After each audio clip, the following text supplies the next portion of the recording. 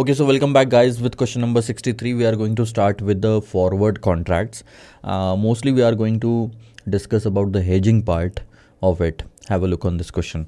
This was the question asked in January 21 for 8 marks, and this is pretty easy question. XYZ has taken a 6-month loan from its foreign collaborator for USD $2 million. How much is the loan amount? 2 million, payable after 6 months.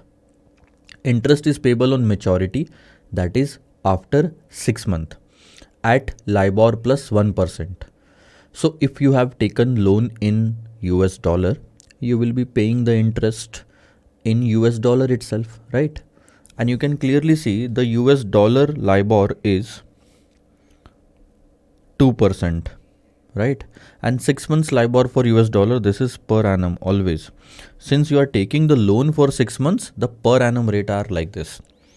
And the interest rate to you, applicable to you, is LIBOR plus 1%. So 2 plus 1, that is 3% on $2 million. So 3% on $2 million into 6 by 12. Why? Because you have taken the loan only for 6 months. This is per annum rate. So the answer will be 1.5% on this, 30,000. Yes. So 2 million original amount, 30,000 interest amount, 2 million 30,000 is what you have to pay at the end of 6 months. So you are required to calculate the rupee requirement if forward cover is taken. It's very easy that if you will take the forward cover, you will buy 20 lakhs 30,000 or $2.03 million at this rate, which is 68.4575. See, 68.4575 is the 2 months forward rate. This is the interest amount. This is the principal amount. This is the total amount. There is a printing mistake here. Add 1 0 in front of that. 2030 000. And the rupee requirement will be the rate applicable, forward rate, and the amount payable. So this is the simplest of the question. What is the difficulty in this? Okay, so this is the rupee requirement, 13 crore 89 lakhs rupees that you will have to pay after 6 months in order to repay the payment or amount. Advise the company on the forward cover. What does that mean? It means that whether the forward cover should be taken or not. See, it's very simple. If we do not take the forward cover, then we have other options in the market. We can take the INR loan as well, or we can we have taken the dollar loan. We can invest, convert that in rupees, invest that in India, take the investment in rupees after 6 months, and use that amount to repay the dollar loan. So let's first calculate the theoretical forward rate. This is the actual forward rate, right? Actual forward rate. Use the interest rate parity theory and calculate the theoretical forward rate. USD is the base currency. This is the direct quote for us. So this is going to be RD, because home currency in this case is INR. So INR will be the domestic country rate and this will be the foreign country rate. Let's calculate the theoretical forward rate and compare it with the actual forward rate. So when you start doing the calculation, the theoretical forward rate comes to 69.8845. It's just that 1 plus RD, 1 plus RF, F is equal to S. So 1 plus RD is 6% per annum, that means 3%, and 2% per annum means 1%. 1 plus 0.1 is equal to F divided by the spot rate, which is 68.5275. So this is the theoretical forward rate. Now understand, compare the theoretical forward rate with actual forward rate. The actual is 68.45. The theoretical is 69.88. Can you see the actual forward rate is lower than the theoretical forward rate? Actual forward rate is 68.4575 and which is lower than theoretical forward rate.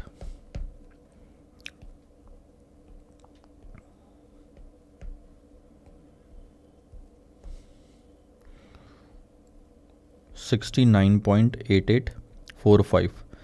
What will be your conclusion here? That the forward rate quoted by the bank is undervalued because it is available at a lesser rate. Theoretically speaking, the rate charged by the bank should be 69.8845, and at that time you will be at a parity, but it is charging you much lesser than that, hence buy forward. And that's what we did. We have actually taken a buy forward contract in the first part.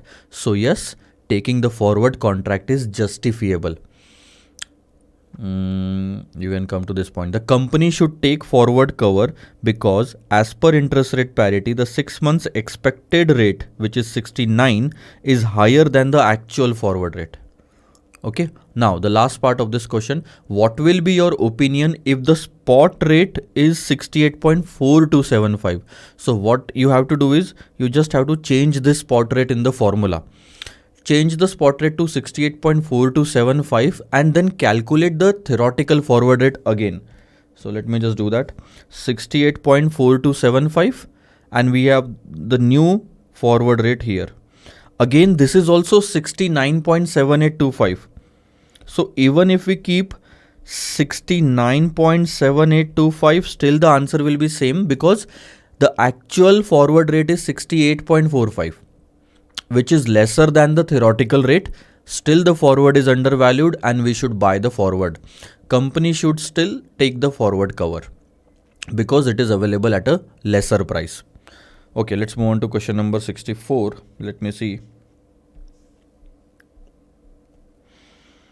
Interesting one.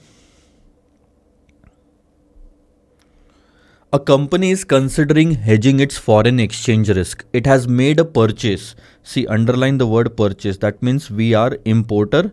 We have to pay in foreign currency at some due date. So what we are going to do at the maturity, we will be buying foreign currency on 1st July 2016, for which it has to make a payment of $60,000 on December 31.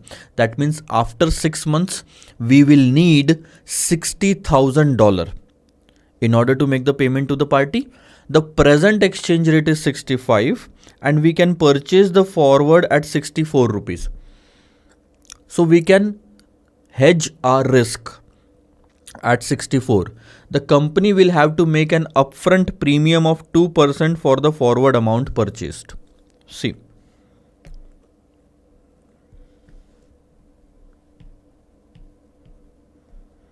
$64.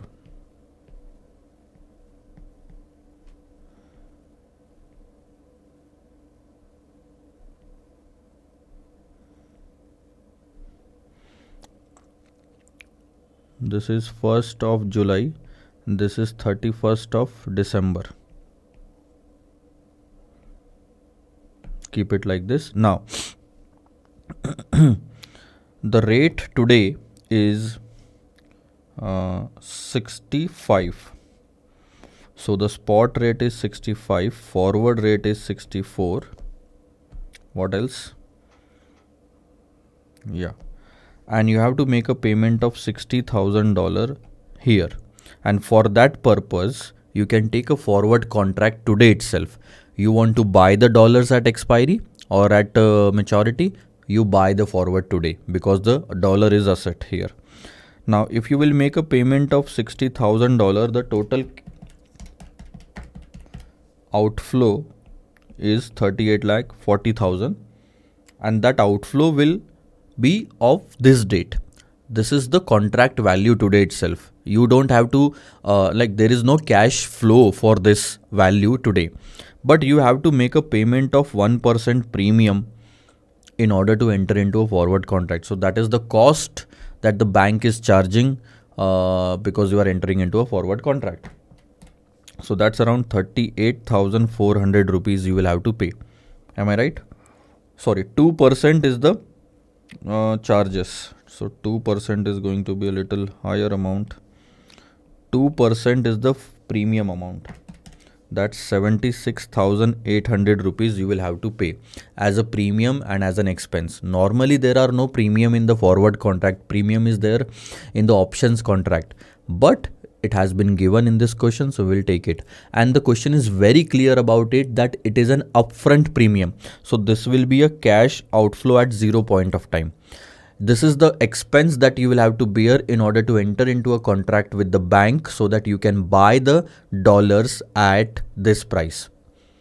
So yes, this is a cash outflow to you, and at the end of 6 months, 60,000 into 64 will again be a cash outflow to you. Okay, what else is given? The cost of the funds to the company is 12% per annum. It's very simple, sir. Since you are paying 76,800 today, it will cost you 12% per annum. You will be borrowing this money. Okay, let's have a look on the rest of the question. In the following situation, compute the profit or loss to the company. Profit or loss the company will make if it hedges its foreign exchange risk with the exchange rate on the December 31 as follows. So now what will happen? You will borrow this much of the amount for 6 months and you will pay interest on this. Along with the interest, you will make the repayment. The interest cost is 12% per annum. So for 6 months, it will be 6%. Am I right? How much is the 6% on 76,800?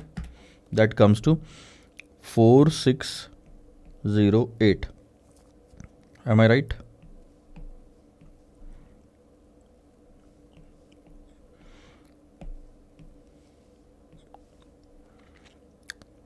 Okay, so practically speaking, the total outflow is 81,408 at the end of 6 months. Right, at the end of 6 months. This is the principal amount that you will repay at the end of 6 months and the interest that you will repay at the end of 6 months. So the cost is 81,408 of entering into a forward contract.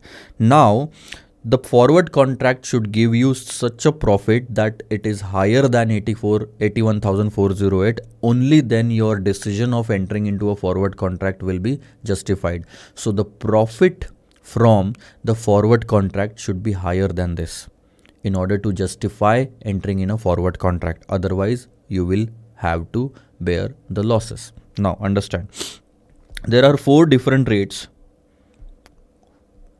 at expiry. On 31st December 2016, there are 4 different rates. In every possible situation, you will have to find out the profit or loss in the forward contract. 68, 62, 70, 65. So these are the spot rates. 68, 62, 62, 70 and 65. Right. Now understand, these are the spot rates. You would have purchased $60,000 at this rate if the forward cover, if you would not have taken the forward cover. That means you are now paying only 64 rupees for every dollar under forward contract instead of 62. Paying 64 instead of 68, sorry. That means 4 rupees is the profit. You are paying this much, 64. So can I say we have a profit or loss here? Yes, sir. 4 rupees of the profit in this case. I'm paying 64 rupees for every dollar because I entered into a contract 6 months back. That's why I don't have to pay 68 today because I'm paying this much. Now I'm paying 64, but I could have paid 62 only if I would not have entered into a forward contract. So the forward contract is resulting into a loss of 2 rupees. You are paying 2 rupees extra in the forward contract. You are paying 6 rupees less in the forward contract. You are paying 1 rupee less in the forward contract. So there is a loss in this case whenever the rates are lesser than the forward rate. So this is the profit for every dollar, loss for every dollar, profit and profit. So total profit and loss will be calculated by multiplying it with the 60,000. So 60,000 into 4, 2,40,000. 1,20,000 loss, 3,60,000 and 60,000. So this is the profit or loss in each case. But the cost of this profit and loss is 81,408, which you are going to deduct from every option. So less premium, that is 81,408 and so on. And the net amount will be your profit or loss. Have a look on the final answer. See, the present exchange rate is 65. It is not at all useful. Company purchases 60,000, forward premium is 60,000 into 64 into 2%, that comes to 76,800, which we will borrow for the 6 months, and the interest is this much. Total is 81,408. Total is 81,408. Now, at every rate, you are calculating the profit and loss. 2,40,000, 1,20,000. See. 2,40,000, 1,20,000, 3,60,000 and 60,000. And out of every profit or loss, you are deducting 81,408 of the cost. So you can see that there is a net gain in this case, loss, gain and loss. In this case, it's a loss because the profit was only 60,000. The loss is 81,000. The total loss is 21. In this case, the loss is like we are adding the cost to the loss.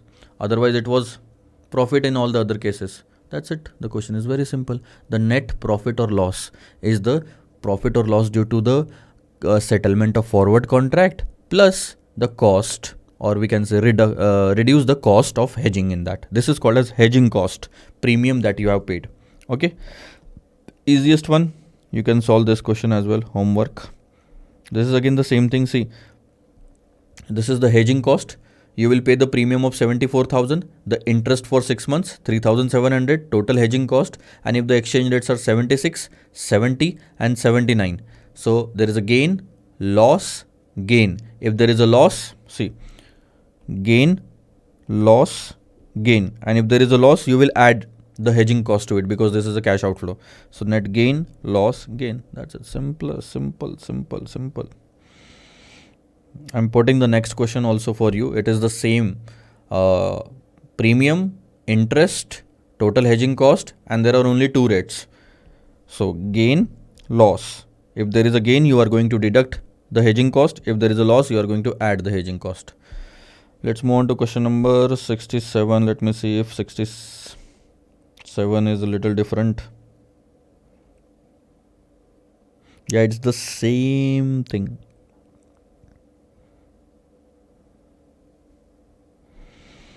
Question number 67 is also homework for you. It is exactly similar to the previous 3 questions. I will just show you here. The only difference is that you will have to just calculate the expected rate by multiplying it with the probabilities. Now what will happen? You are importer. You have to buy $80,000 and you have to make the payment from 1st May to 1st November. May, June, July, August, September, October, November. That's again 6 months in this question, so time is same. Spot rate 75, forward rate 74, upfront premium 1% of the forward amount. So 80,000 multiplied by 74 forward rate multiplied by 1% will be your premium. The cost of the fund is 10% per annum instead of 12%. The expected spot rate can be calculated using this. And in this part, there is only one rate. See, understand what is happening. We have taken the longest of the questions where 4 different spot prices were given.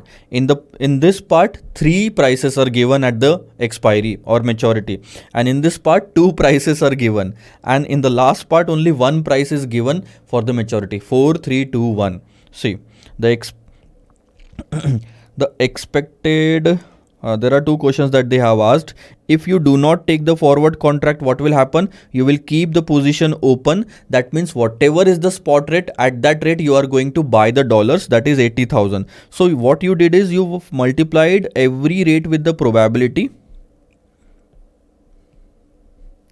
And arrived at this expected spot rate of 74.70. Now you will buy $80,000 at this rate, and this is the net payment to you. But if you go for the hedging what will happen is that you will purchase $80,000 at the forward rate of 74, and the premium payment will be 1%, which comes to 59,200, which you will borrow for 6 months at 10%. This is the interest rate and this is the hedging cost.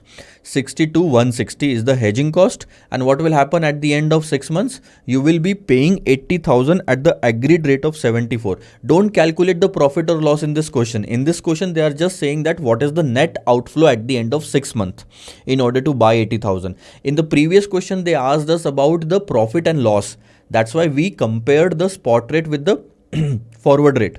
Now in this question, both the spot rate calculation has been taken differently and the forward calculation has been taken differently. So 59,20,000 is the total outflow in this case, and the total cost is this much, 59,82,160. Now understand, if you do not take the forward, the amount payable is 59,76,000. If you take the forward, the amount payable is 59,82,000. So you can clearly see that not hedging is profitable, or we can say we should not go for the hedging as the cash outflow is less in this option. So what is the loss in taking the forward contract? This amount minus this.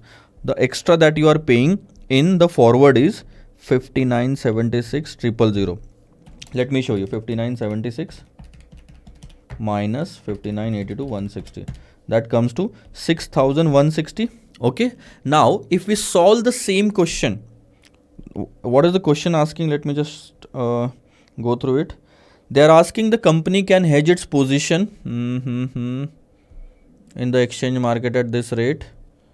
You are required to advise the company.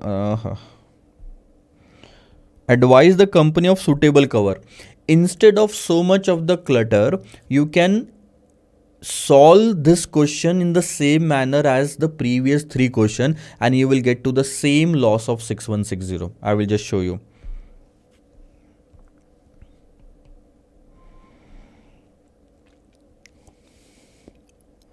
$74.70, right? You will have to do this calculation anyhow.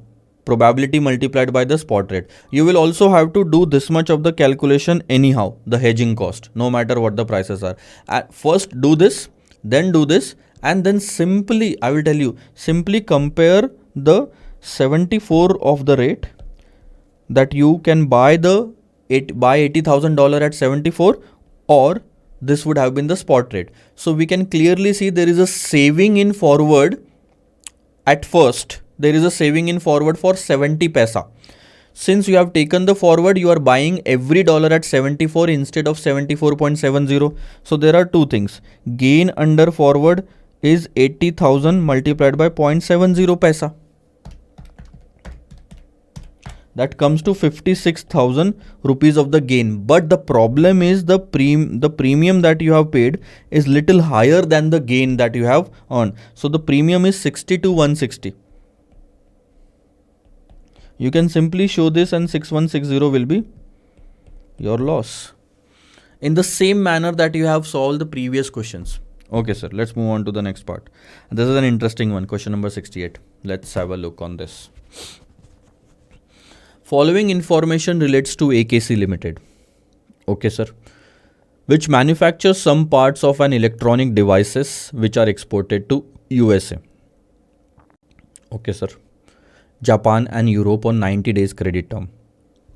See, you are the exporter in this case.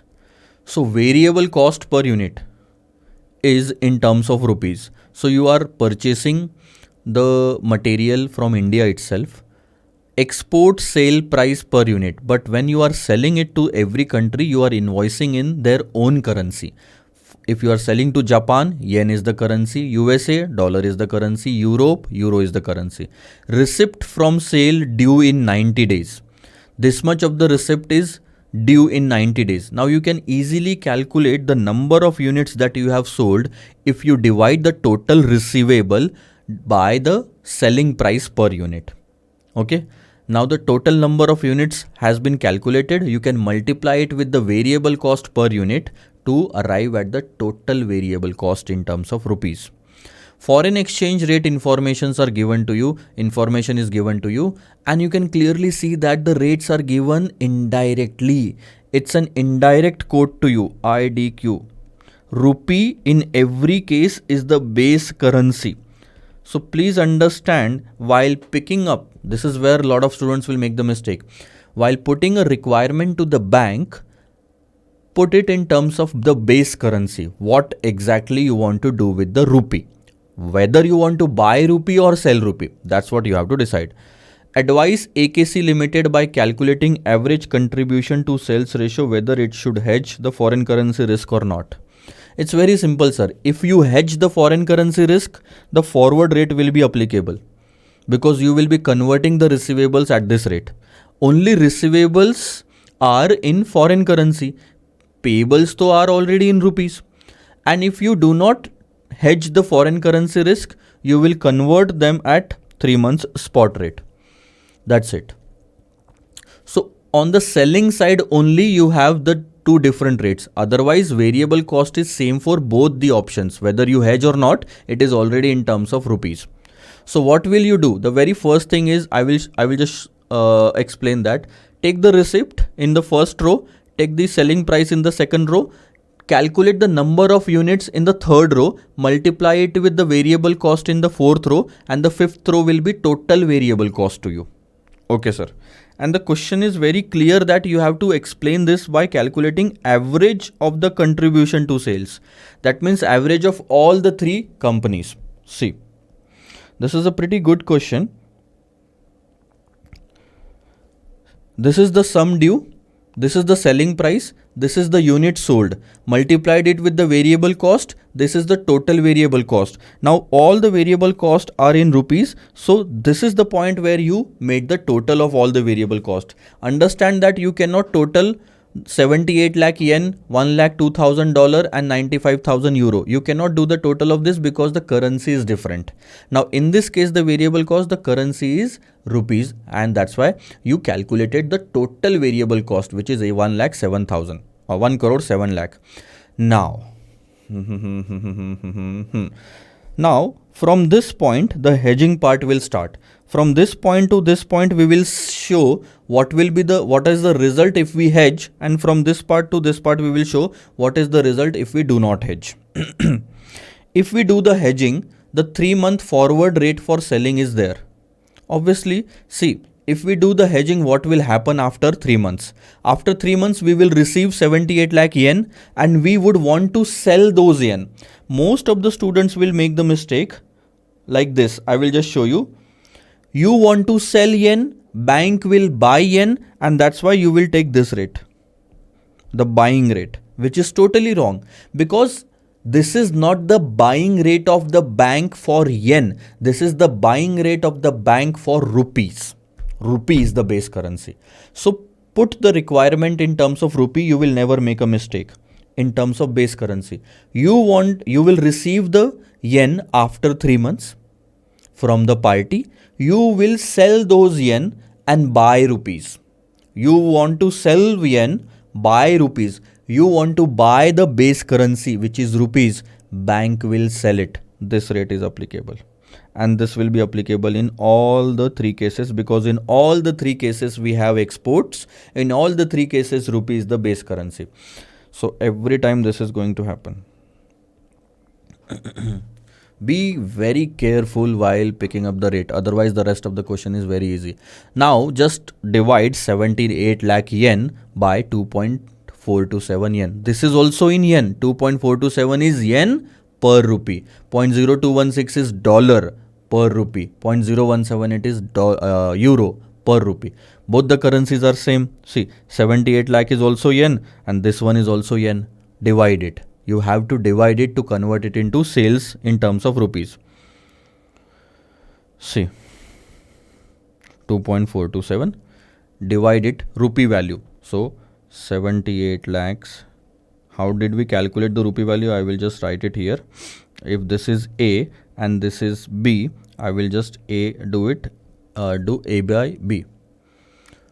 Divide it. Both are in yen. So divide it. So this is the rupee value of receipt. Now you can easily calculate it for the dollar as well. $1,02,300 divided by $0.0216. 95,920 euros divided by 0.0178. Since all are in rupees, you can just do the total of it. Okay, the total of it. Now understand, 1 crore 33 lakhs is the sales value, 1 crore 7 lakh is the variable cost. The difference of it will be called as contribution. Do you remember in interim costing, we had this concept of contribution? Now, contribution divided by sales will give you average contribution to sales ratio. So, 26 lakhs 8,000 divided by 1 crore 33 lakhs will give you 19.56%. That's it. In the same manner, what are you going to do if you do not want to hedge? These rates will not be applicable. The rates applicable will be of the 3-month spot rate. So you should take the 3-month spot rate now. They have not given it here. Let me just show you one of the calculations. If you do not hedge, the 3-month spot rate will be used. So which comes to 2.459. 78 lakhs divided by 2.459.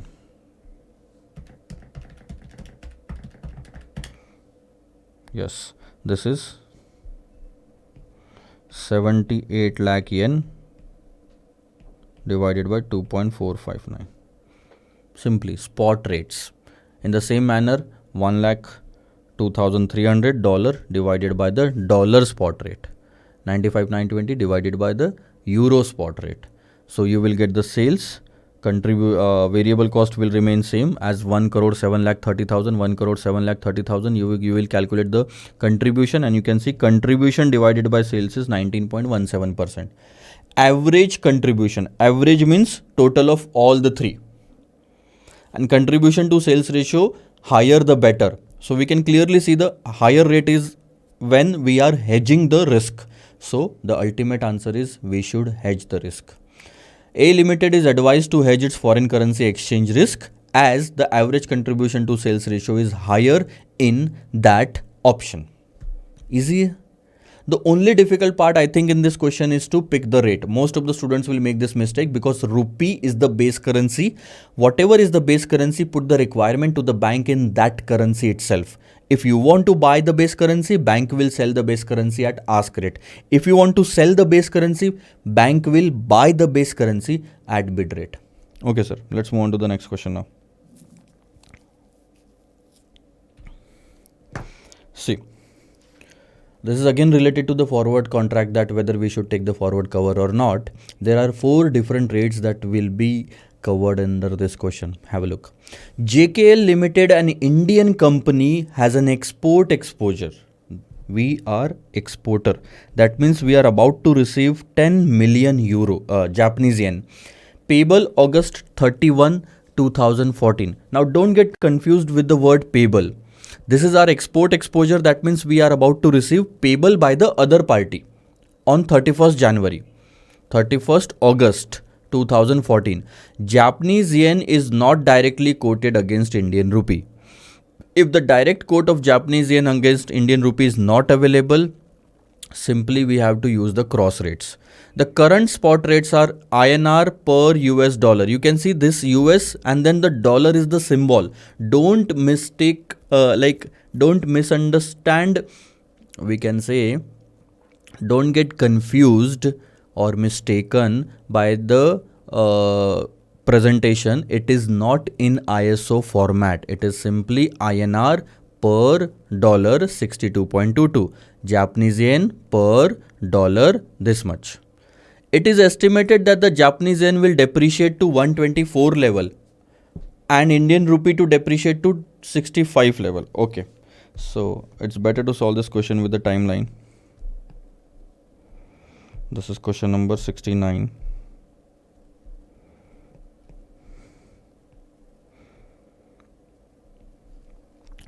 Today there are 2 rates given. Spot of rupee per dollar. I will use pure symbols. And yen per dollar.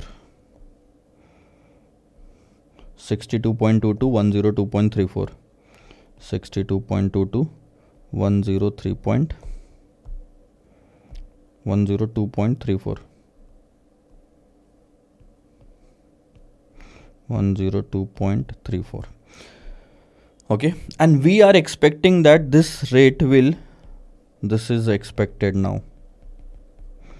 At the expiry, the expected rate will be 65 and 124.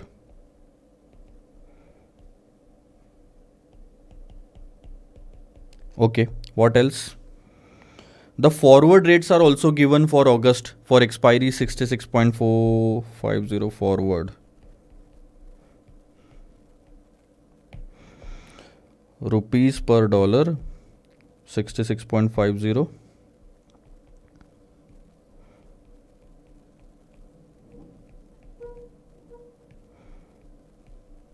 And yen per dollar 110.35.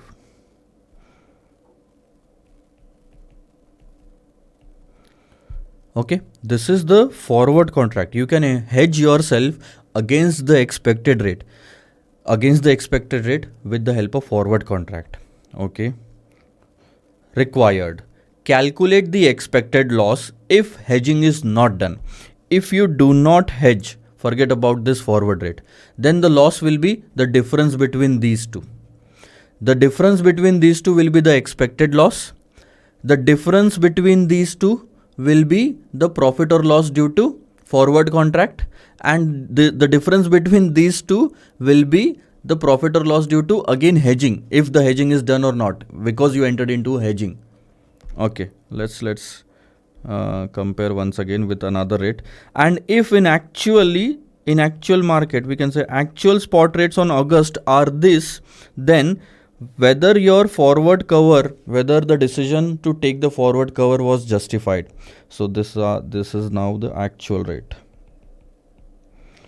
So rupees per dollar, yen per dollar 66.25 and 110.85. Cool. First of all, let's just check all these figures and come to 4 different figures of rupees per yen, because that's what we want. We have export exposure in yen. We will be selling the yen to bank. Let's calculate rupees per yen. The good part in this question is there are no bid and ask. So rupees per yen will be equal to rupees per dollar into dollar per yen, right? The dollar has to get cancelled, and rupees should be in the numerator, yen should be in the denominator, because it is like this. Now you will understand that rupees per dollar and rupees per dollar is matching. So this is required and this is given, both of them are same. But we need dollar per yen and yen per dollar is given in this data. So what we will do, we will reverse the second quote. What will happen? Rupees per dollar into 1 divided by, we can do it like this, yen per dollar. So practically speaking, you will have to calculate the rupee per yen rate with this formula, yen per dollar. So whatever the rate of rupee per dollar, divide it with yen per dollar, you will get the rupee per yen rate. This is how division, not the multiplication, because in multiplication you need dollar as the price currency, and here the dollar is the base currency. The dollar, the common figure, the common currency is base currency in both, whereas the rule says that it should be base and price currency in the other, and that's why what we did is we reversed it to adjust, and that's why we will have to divide it, rupees per dollar divided by yen per dollar. Now just divide both of them and you will get a new figure, new value, 62.22 divided by 102.34.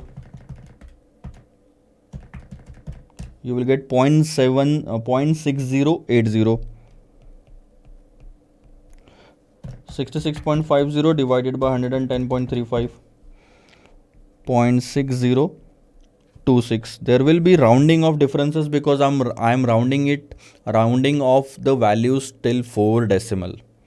65 divided by 124.5242. 66.25 divided by 110.85, 0.5977. See,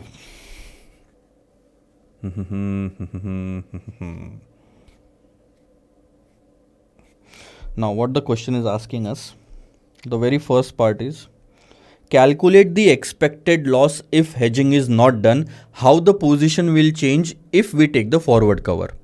So simply, if you do not take the forward cover, the expected loss will be the difference between what you can receive today and what you are expected to receive. Okay. But if you do the forward cover, if you take the forward cover, the profit and loss will be what you can receive today and what you will receive under forward. So the difference between these two,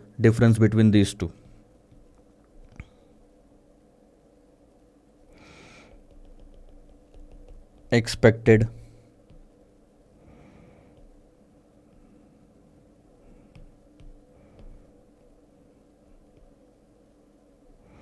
this is because of the forward, or we can say hedging,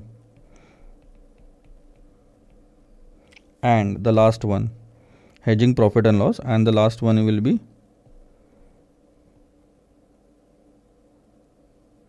actual profit and loss, because you are comparing the today's spot rate with the actual spot rate. Actual rate, actual loss. Expected rate, expected profit loss. Forward rate, forward profit or loss. There are three different values that you will have to calculate. In the first part, they are asking you this and then this. And in the last part, they are asking you this. Okay, sir, let's do that. Easy, easy, easy. So this is rupee per yen. This is rupee per yen. Expected loss. See, you would have received this much of the rupee by selling every yen, but now you are receiving only this much of the rupees by selling every yen. So this is a loss to you, Japanese yen 10 million. So we can clearly say expected loss in this case is 0.5242 minus 0.6080 into 10 million.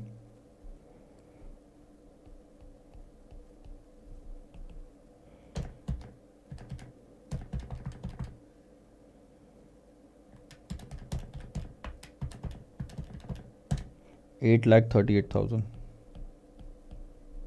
Then forward, again forward loss. There is a loss in the forward as well. See, instead of receiving 60.6080 paisa or rupees, we are receiving only 0.6026. So that's a loss in this case as well, but the loss is little less. 0.6026 for every Japanese yen instead of 0.6080 multiplied by 10 million. 0.6026 minus 0.6080.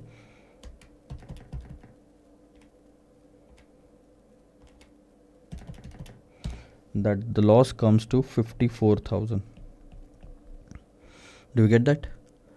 This is the answer for the first. And if you take the difference between 0.6026 and 5242 now, then it will be the difference between 838 and 54.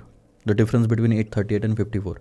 So if you take the forward cover, you can say that the expected loss has reduced by the difference between these two, 838 minus 54,000, whatever it is. Now, since you have taken the forward cover, the loss to you as compared to today's spot rate is 54,000.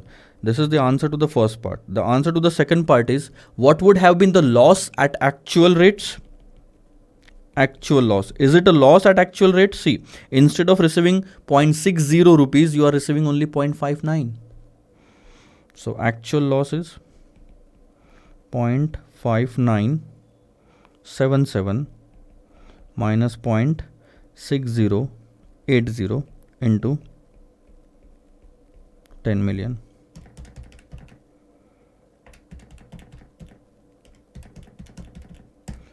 1,03,000.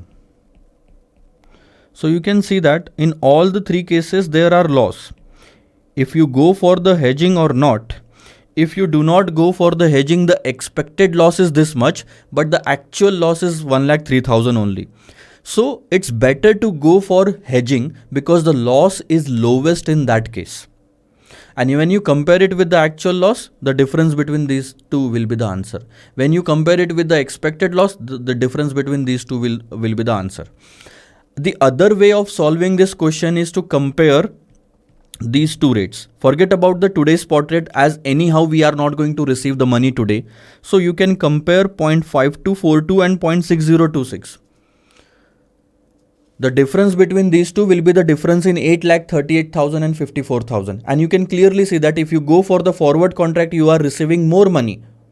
So it's better to go for the forward contract. See, by standing at this point, you can only compare the forward rate with the expected rate, since the actual rate will be known only when you are standing at the end of the maturity period. So in order to take the decision, we can compare it with the expected, and we can clearly see that the expected loss is more than the forward loss. That's why we have taken the decision to go for the forward contract and hedge the exposure. But when we actually reached at the expiry, we noticed that our actual loss would have been 1,03,000 if we would not have taken the hedging or forward contract. And that's why the forward cover is still justified because of this 54,000. Still justified means we are thankful that we had taken forward cover, because the loss in that is only 54,000. Otherwise, we would have suffered a loss of 1,03,000. So the difference between these two can also be taken in order to take the decision. And the difference between these two can also be taken in order to justify the decision. I will just show you.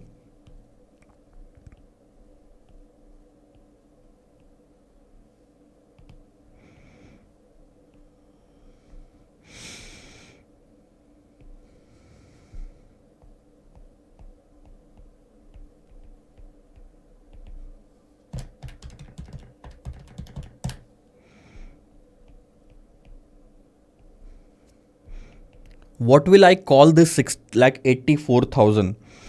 Expected savings in loss. So we are not making profit. The only thing is we are saving or reducing our loss by 6,84,000.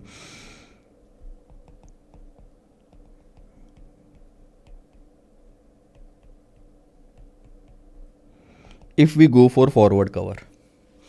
So this will help you to take the decision.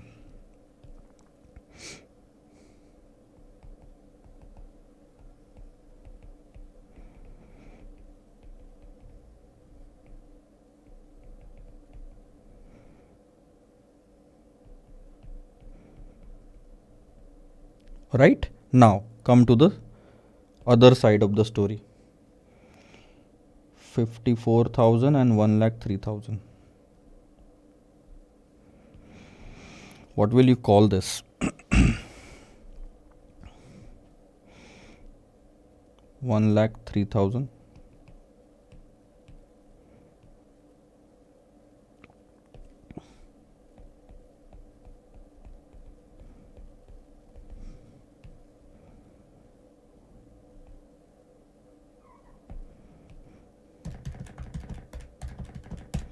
$49,000. You will call it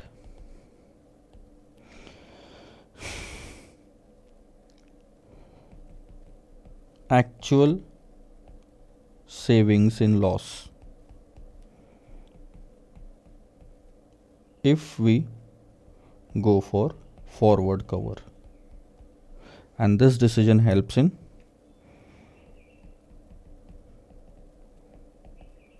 justifying. That means proving that you have taken a right decision. So there is something extra that I have explained in this question, which is very, very, very useful to you. Now let's go to the answer of the question. So 8,38,000, 54,000 and 1,03,000, right? These are the three answers. Where is the decision? Okay, the decision to take the forward cover is still justified. By taking the forward cover, the loss is reduced to 54,000. Reduced to 54,000, reduced by 6,84,000. No, it should be 7,84,000. 7,84,000. So just pardon me for the miscalculation. So reduced by 7,84,000, reduced to 54,000. And in this case, we have reduced it by 49,000 to 54,000. So in both the cases, in this case, it will help us to take the decision that whether we should go for the forward or not. And in the other case, in this actual case, it will help us to take or to justify the decision that what we did by taking the forward cover is right or was right. Okay, let me go to the next part. This is your homework now. Pretty much similar to what we have seen already. Take this one as your homework as well. Both of the questions are same. This was asked in December 21, right? Expected loss when unhedged, when hedged. Let's take this question number 72. Question number 72 is on invoicing. In which currency we should invoice. So this is another method of internal hedging, home currency invoicing or not. Let me take a break and I will be back with question number 72. See you. So welcome back everyone, and this is question number 72 that we are going to solve now. This is the question that was asked in July 2021, new syllabus, recent question, and for 8 marks. This question is very easy. You just need to understand it once. Have a look. XP Pharma Limited is a company, and the situation in this company I will tell you. We are the exporter as well as the importer. The export proceeds are like 10 million rupees and the imports are of 5 million rupees. Understand? And we are about to make an export to them, or we are yet to import the goods. The rupee value of export and import is given to you. This export value will be received after 3 months. Okay. And the imports that we are doing worth 5 million has to be settled after 6 months. Okay. Now the question is, the invoicing of these exports and imports can be done in any currency. When the option is given to us, what will be our objective? The objective is that we will invoice the exports in such a currency that after 3 months, when we will receive those proceeds in that currency and we will sell those foreign currency to the bank, we should receive highest or the maximum value in rupees. The receipt in rupees should be highest, the payment in rupees should be lowest. These are the two objectives. So what are we going to do? For the exports, we are going to test that what if we do the invoicing of export in dollar, euro and pound. What if we do the invoicing of import in dollar, euro and pound? So this is the question to you. You can see the spot rate is given here and annualized premium is also given for the forward rates. And see 67.10, 67.20, the bid and ask are given. But the premium is only single percentage. That means that 7% of the premium is applicable to the spot rate on the bid and ask both the sides as well. Okay. Now let's talk about the exports first. We have to do the invoicing. If you have to create an invoice in dollar currency, how much dollar will be the value of that invoice? What will be the value of that invoice in terms of dollar? Today, you are creating a invoice today that you will receive after 3 months. So understand that. Don't forget this annualized premium. So for exports, you are going to convert that premium in 3 months, but for imports, you are going to convert that premium in 6 months. Okay, sir. Now tell me, coming back to the topic, if you have to create an invoice, what will be the value of that invoiced today? It's very simple, sir. If you are creating the invoice today, the spot rate will be applicable in such a manner that if those dollars are sold, those dollars are received from the customer. Since we are creating an export order, we will receive the dollar from the customer, and when we will sell this dollar to the bank, Dollar is the base currency, euro is the base currency, pound is the base currency. So when we will sell those dollars to the bank, bank will buy it. The buying rate is this. And after conversion of those dollars, the amount of rupees that we will receive, that should be 10 million rupees. Obviously, equivalent amount of 10 million rupees has to be the currency value. So what will happen? Just understand. 10 million divided by 67.10. That means in terms of dollar 149,031.30. So you should create an invoice of this much dollars.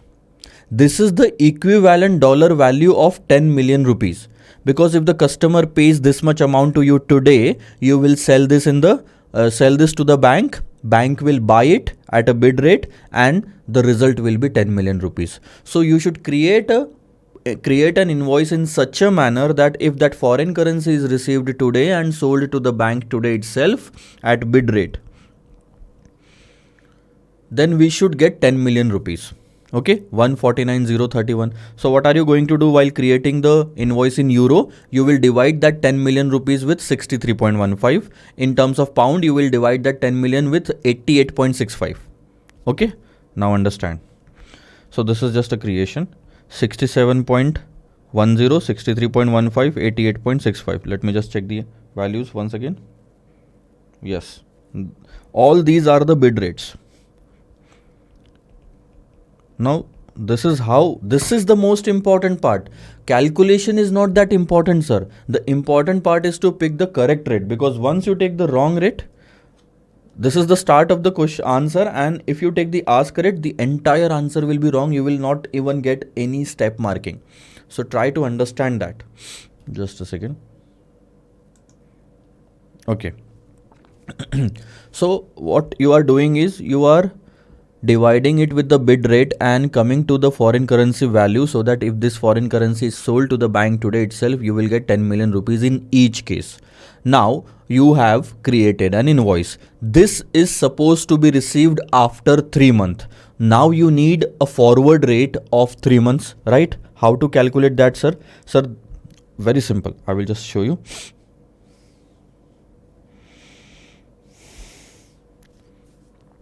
After 3 months, you will receive the dollar value, euro value and pound value, and you will sell it to the bank. When the moment you will sell it to the bank, bank will buy it. The bid rate is applicable for after 3 months, bid rate is applicable. So first calculate the forward rate for this. 67.10 plus 7%, but for 3 months. So how are we going to do it? It's like this. Just understand. And all of them are in premium. See, you need to understand one more thing here. If the question would have written rupees in any of this case, then the premium would have been in rupees. Right now, the question is very simple, that whatever the base currencies are there in the beginning, the premium is given in that itself.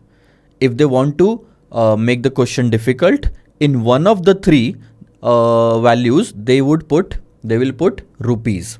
And if the premium is in rupees, that means the value is not growing, it is declining. So you need to be very careful. But this question is very easy. 67.10 plus in bracket 1 plus 0.07 is the premium into 3 by 12, because we are to receive the export proceeds after 3 months. So this is how you are going to calculate. 0.07 into 3 by 12 plus 1 into 67.10. That comes to 68.27. Let's have a look on the answer. 68.27. See. Divided by 4 means there are 4 quarters for 3 months. So these are the rates at which you are going to enter into a forward sell contract, because this is your receipt. You want to sell these currencies to the bank after 3 months. That's why forward sell. Now what to do, sir? It's very simple. Multiply this with the currency, the forward rate. This is in rupees, this is in foreign currency, this is in dollar, and that is in rupees. Both the currencies are opposite. We will multiply all of them, and we can clearly see that we have the highest value here, 1 crore 1,74,000. As far as we can say, all the values are almost close to each other. Hardly 25,000 of the difference is there between each. But still, the dollar will win the race in exports. Is it easy? In the similar way, we are going to do the calculation for import, and the only two things that will change is in case of import, we want to buy the foreign currency from the bank. Bank will sell the foreign currency, that means the base currency.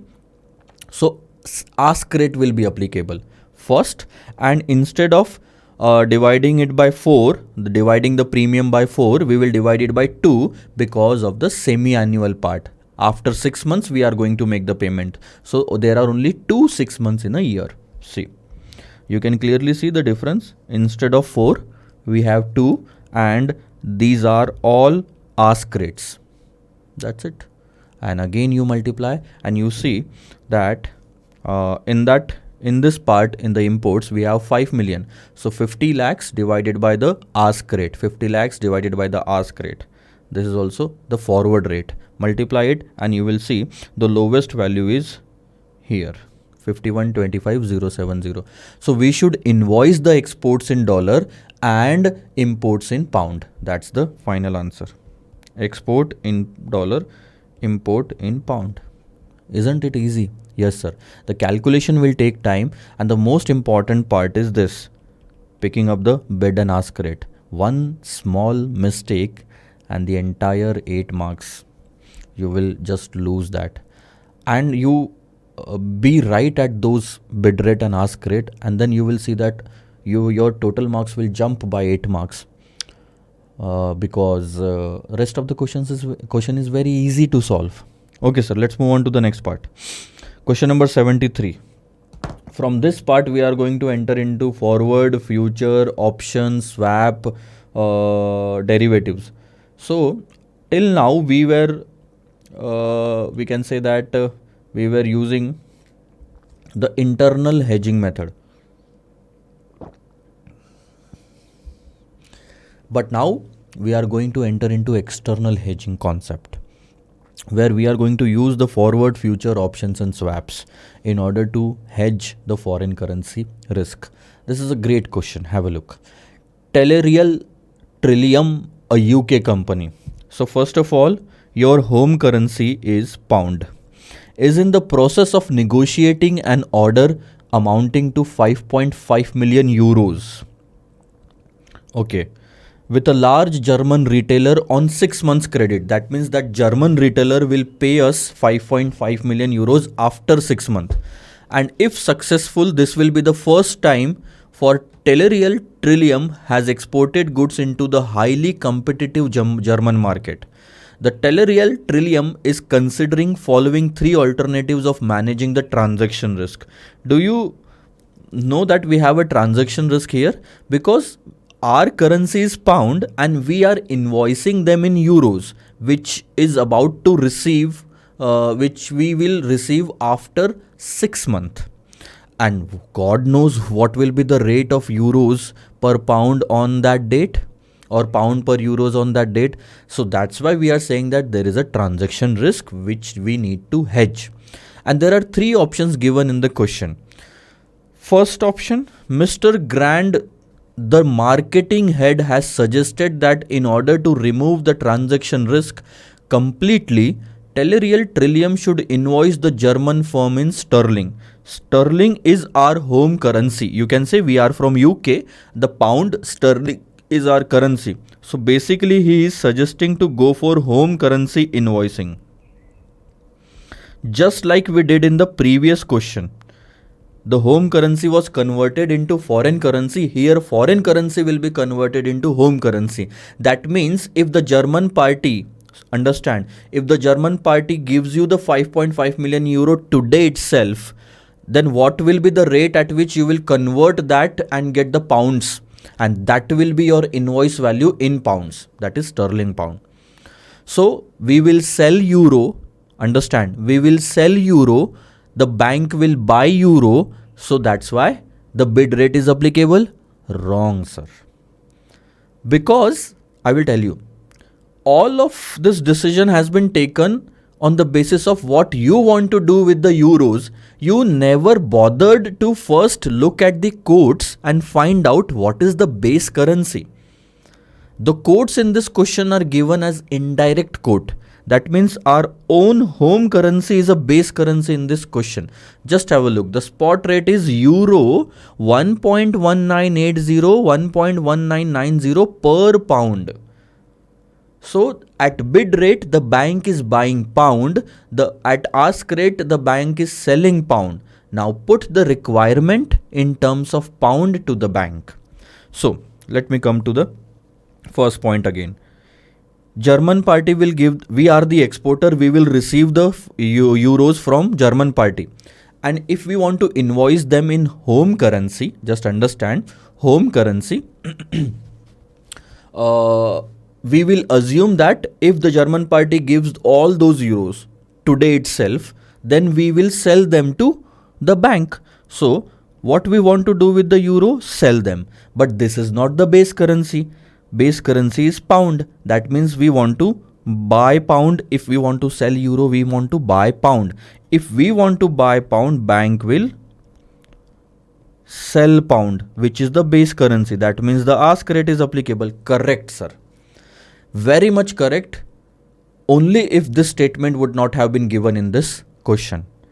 So for rest of the question, this entire statement is, entire decision is right. But in this question, we have a slight variation. See, so we have to invoice the German firm in sterling using the current euro per pound average spot rate. Underline the word average. This one word has made a difference. And I will tell you the story behind it. I have been teaching SFM since 10 years. And this question was there since the beginning. Not this exact question, but similar question with a different values was there. And in that question, the average word was not there. Only missing word in this part was average. So it was not there. At that time, what we used to do, we used to take the ask rate. That what if we sell the euros to the bank, but the base currency is pound. We want to buy pound. Bank wants to sell pound. Ask rate will be applicable. Until that time, for years to come, ask rate was the answer in that question. But one fine day, institute asked exact same question with a different values, and they added this word. A lot of students got happy looking at the question that, oh, this question was there in the institute's material, practice manual, teachers material, everywhere. And they were so happy, they were so excited in the exam hall that they thought they have received or they have obtained 8 marks for free. But later on, they got to know that this was the question asked in exam. I don't know why the exam date is not here. I will just show you some other question. See, this nitrogen limited, na? This nitrogen limited is the same question which was there since years, last 10 years. Okay, but let it be, whatever it is. So they got so happy and they made a mistake in the exam. All of them took ask rate or bid rate. Few people who didn't know the concept of bid and ask properly, base currency properly, they took the bid rate and they were wrong from the very beginning. Few students who knew the concept, but they applied it without reading the question entirely. They would have been right if the average word was not there. And now the average word is there. What does that mean? We are going to take the average of this. So average of, see, last 2 digits are the only variables. 80 and 90 is 85. Simple. So this is going to be the average rate at which you are going to convert euros into pound. Do you get that? This is euro per pound. The 5.5 million is also euro. 1.1985 is also euro. Both the currencies are same, and that's why we are dividing. So if we have to invoice the party in home currency, we will invoice them at this much of the pound, 45 lakhs 89,070 pound. Do you get that? This is a pretty good question, right? So first one was home currency invoicing. Second question, Mr. John, second option of hedging this transaction. Mr. John is doubtful about Mr. Grand's proposal. He is the Mr. Grand here. Means Mr. John is not confident about home currency invoicing and suggested an alternative invoicing the German firm in euro and using the forward exchange contract to hedge the transaction risk. So what will you do in the forward contract? Obviously you will take the ask rate. Why ask rate? Because you want to sell euro. Euro is not the base currency. Buy pound, bank will sell pound. That's why ask rate. Okay. Every time before picking up the rate, you should focus on the base currency. Now, 6 months forward points are given to you, and those points are in descending order. You can clearly see that 60 and 55. So what are you going to do with the points? We are going to deduct it. So the new rates will be 1.1980 minus point, and these are euro cents. And if these are euro cents, I will tell you these are in points as well. See, if they would have written a 60 cents, then I would have replaced the first two digits. But now they are writing 0.60 cents. So the last two digits will be replaced. You remember one of the question was there. We have already seen such type of question. So 0.60 euro cents. Okay. So 1.1980 minus, I will just write it here so that you will get the clarity.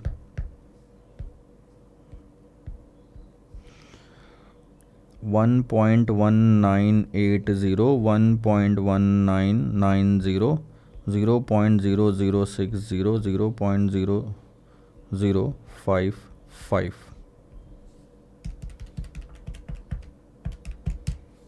1.1920,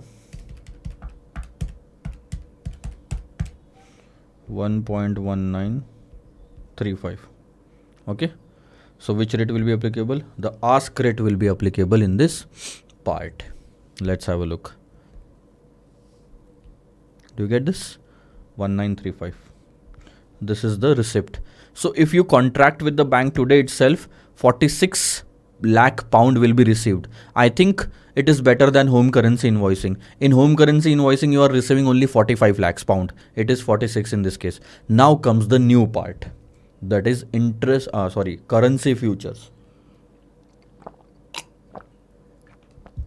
And imagine the situation. What happens in the futures?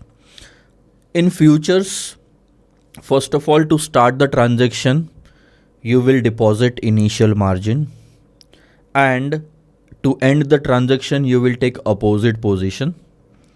If you have long position in the future, you will take short. If you have short position in the future, you will take long. In future, only cash settlement will be there. In reality, you will go to the spot market itself to buy or sell the currency. So these are a few points that you should remember, and I think I should write it somewhere so that I will just write it before this question. Currency future.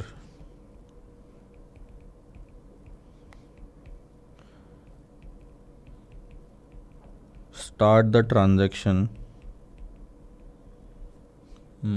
Okay, there are few steps to understand. First of all, find out base currency, or we can call it as underlying asset as well, under future. Second step, it is very important to find out the base currency or the asset of futures. Okay. Second,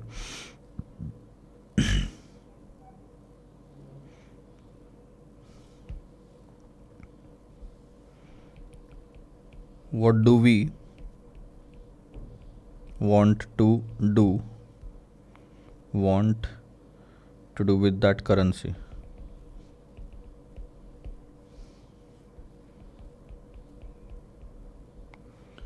Simple.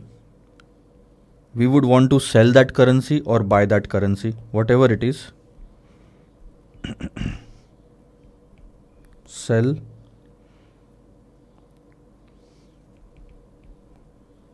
that currency, then take sell future position today. If you want to buy that currency, buy futures today. So the very first step is to find out the base currency. Based on that, you will find out whether you are going to sell futures or buy futures today. The fourth step will be find out number of contracts to buy or sell. Buy or sell will be decided in the third step itself. So whatever you are deciding, find out the number of contracts. Pay initial margin. Do you remember? This is all the derivatives thing that we are doing. If we want to sell the stock after 6 months, sell future. If you want to buy the stock after 6 months, buy future. If you want to sell the euro, and if that is the base currency, sell futures. If you want to buy the euro, and if that is the base currency, buy futures. That's it. And in order to do that, you will have to pay initial margin. Where do you think you are going to get the initial margin? By borrowing. You will borrow the amount required to pay the initial margin. 6. Settle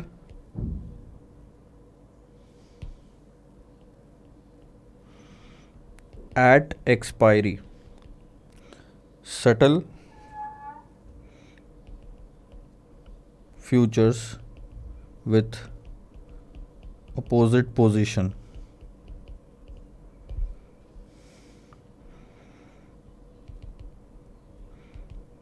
Actual buy and sell of exports or imports, whatever the situation is, will happen only in spot market. So understand, whatever you are going to receive from the exports or whatever you will have to pay for from the imports, you will have to do that in the spot market itself in the futures hedging. But what will happen in the futures transaction is only cash settlement. So let me highlight few things out of this because this is too much of the clutter. Find out the base currency.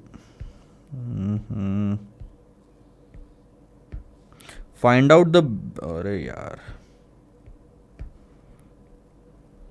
base currency.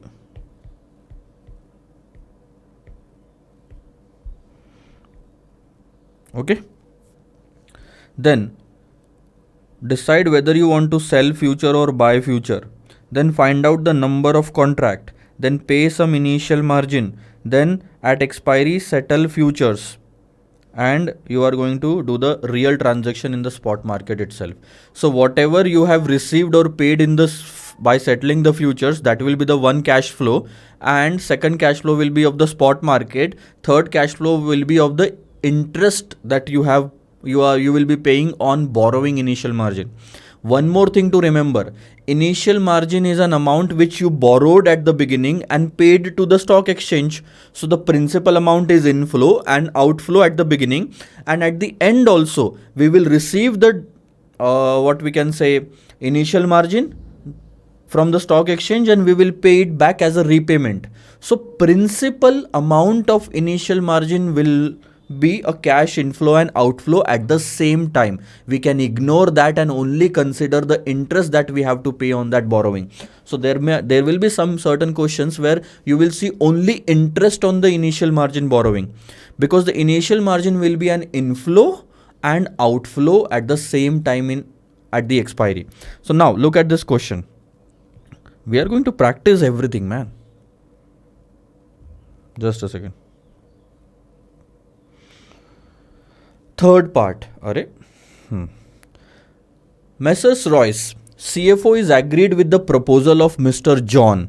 Mr. John was this who suggested the forward contract.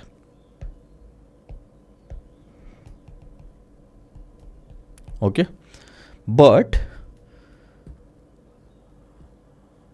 but she is of the opinion that Tellurial Trillium should use sufficient 6-month sterling future contract to the nearest whole number. Please understand, once you decide to buy or sell the futures, it will only be bought and sold in the whole number of the contract. If your answer is 15.32, you will have to enter into 15 contracts only. So to that extent of 0.32, you will remain unhedged. To hedge the transaction risk, following data is available. See, for the futures, this is the data. 6-month future contract is currently trading at 1.1943 euro per pound. 6-month future contract size is 70,500 pound. The size is in pound. Please understand. After 6 months, the spot rate and the future rate are same, which is this. You understand one thing. In futures, what happens is that because of the convergence effect, the the lesser the number of days are left for the expiry, the closer will be the value of spot and future date, and on the date of expiry, both will merge into each other and the price will be similar. This is the theory, that on expiry, spot and future prices will be similar. Theoretically, there can be a slight difference. There can be. You are required to advise the alternative you consider to be most appropriate. Also interpret the proposal of Mr. Grant from non-financial point of view. See, Mr. Grant's proposal was home currency invoicing. We will talk about it later. Now, the proposal of futures. Tell me one thing. First thing is to understand the base currency in future. The base currency in future is pound. It can be worked out from the contract size, pound. So GBP or pound or sterling is the base currency. First. Second step, what exactly you want to do with the GBP on expiry? Sir, understand that we will receive euro, we will sell euro, but that is not the base currency. We will receive euro, we will sell euro and buy pounds. So we actually wants to buy pound after 6 months. If we want to buy the base currency after 6 months, buy futures today. That's it. This is how you have to decide. So the very first thing is base currency GBP. Second thing, we will decide buy GBP, hence buy futures today. Okay, the third step is number of contract. How many number of contracts to be bought? One contract consists of 70,500 pound. How many total pounds that you really want to buy after 6 months? Sir, 5.5 million euros divided by the contracted rate will give you the number of pound that you want to buy after 6 months. Understood? So number of contract will be like this, 5.5 million euros, but this is in euro, and divided by 1.1943 is the rate to convert that euro into pound.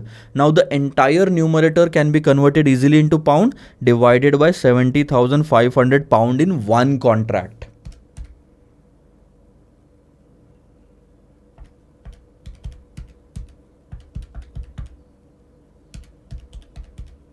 The answer comes to 65.33, and we will round it off to 65 contract because we cannot enter into a fractional contracts in futures. So the first step was to understand the base currency GBP. We want to buy the GBP at expiry, hence buy the futures. That's the second step. Third step is to find out the number of contracts. So in all, we want to buy 65 contracts of futures. That's it. See, initial margin is not given in the question, so fourth step will be ignored. Fifth step is the last step, where we are going to settle the futures. And in order to settle the future, you had a long position. Buy futures means you had a long position. Now you are going to sell futures at the futures rate of 6 months, which is 1.1873. Now understand.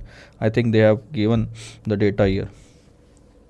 The equivalent sterling at the future rate is 46. This much of the pounds you want to buy after 6 months, right? So what will happen? 65 contracts to the nearest whole number. this divided by 70,500.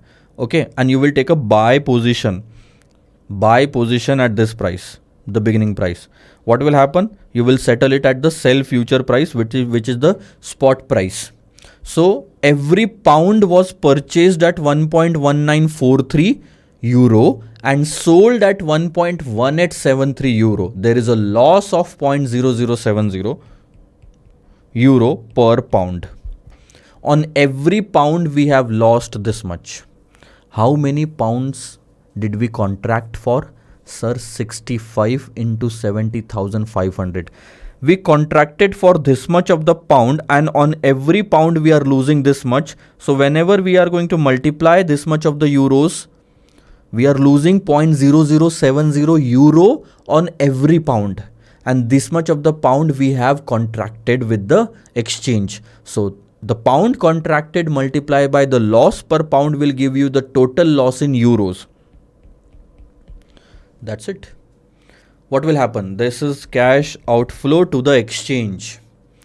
But at expiry, there will be two things. Spot market and the futures market. So there is a loss in the futures market of 32. Understand how the transactions will happen. Euro 32,078. This is a loss in the futures market, and there is a cash inflow in the spot market of 5.5 million, right? From the customer, we are going to receive from the customer this much of the euros. Out of that, we will pay the exchange this much of the euros, and the balance will be the euros left with us. So we will be left with 54679 to 2 euros. What we will do with that? We will sell it to the bank at spot rate. That's it. Sell it at the spot rate, and fortunately the spot rate is same as the futures rate, that is 1.1873. This is the spot rate. You will sell this entire euros to the bank at the spot rate. You will receive this much of the pound. That's the end of the story. So do you understand what has happened throughout? If you want a clear picture, once again I will just show you the rough working of this. There are two markets, spot and futures. You know that you are going to receive euros 5.5 million on this date. But the main problem is in futures, pound is the asset or base currency. That means by selling euros, you want to receive pound, right? On that date, what do you want to do with the base currency? You want to buy pounds by selling euros to the bank. Okay. So you want to buy the base currency. You have decided to buy the futures, and you bought the futures today. What will you do? You will sell the futures, and there was a loss in futures for 1 pound, and multiplied by the total number of pound, we will get the total loss. And the total loss was calculated in terms of euros, which was deducted from 5.5 million euros that we have received from the customer. And the rest of the euros left with us are sold to the bank on this date spot rate. Finish.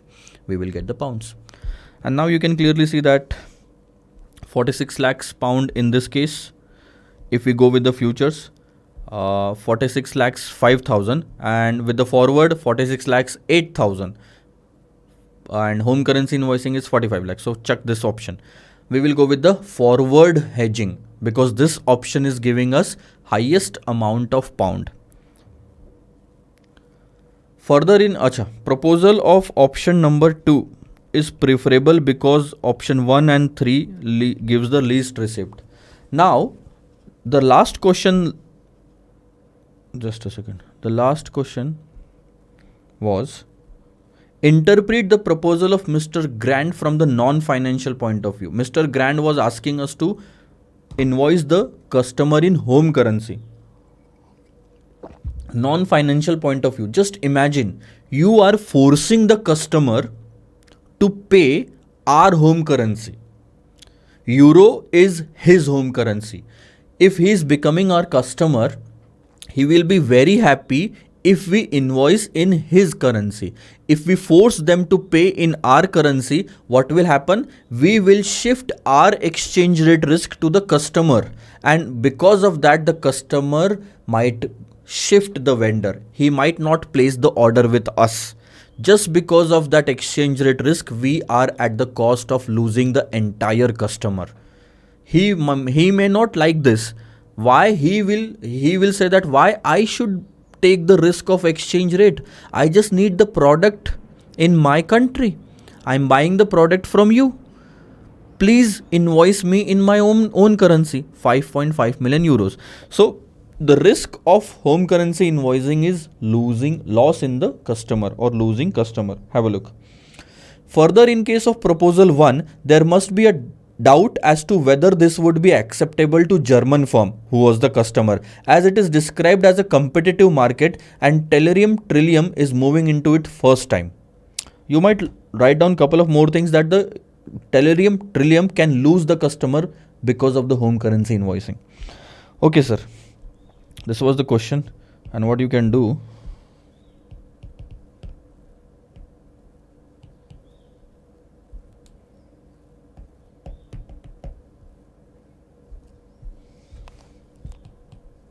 Just a second.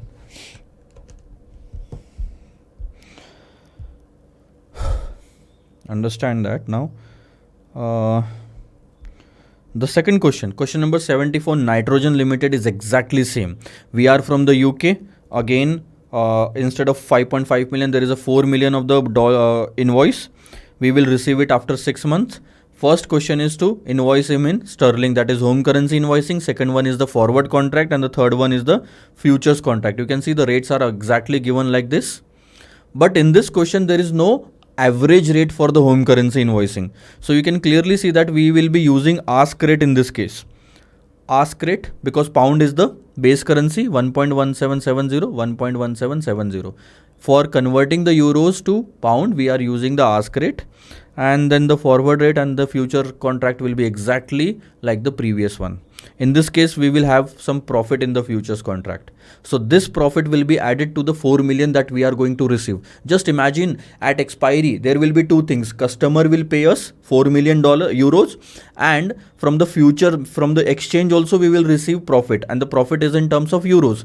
4 million euros, 8438 euros, and the total euros will be 4,8438. What are we going to do? We have a home currency of pound. We will sell all those euros in the spot market. Received from the customer, received from the exchange, sell it in the spot market. That's it. Question number 75. Now this question also has a futures contract in this. Forward, futures, no hedging. Hedging with the forward, hedging with the futures, no hedging. But in this question, we are going to learn about initial margin as well. Have a look. Question number 75. See, DSC Limited is an export-oriented business in Kolkata. So, what has happened to this?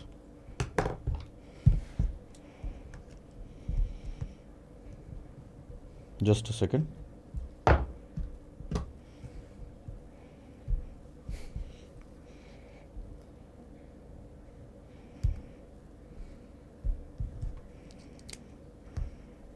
So,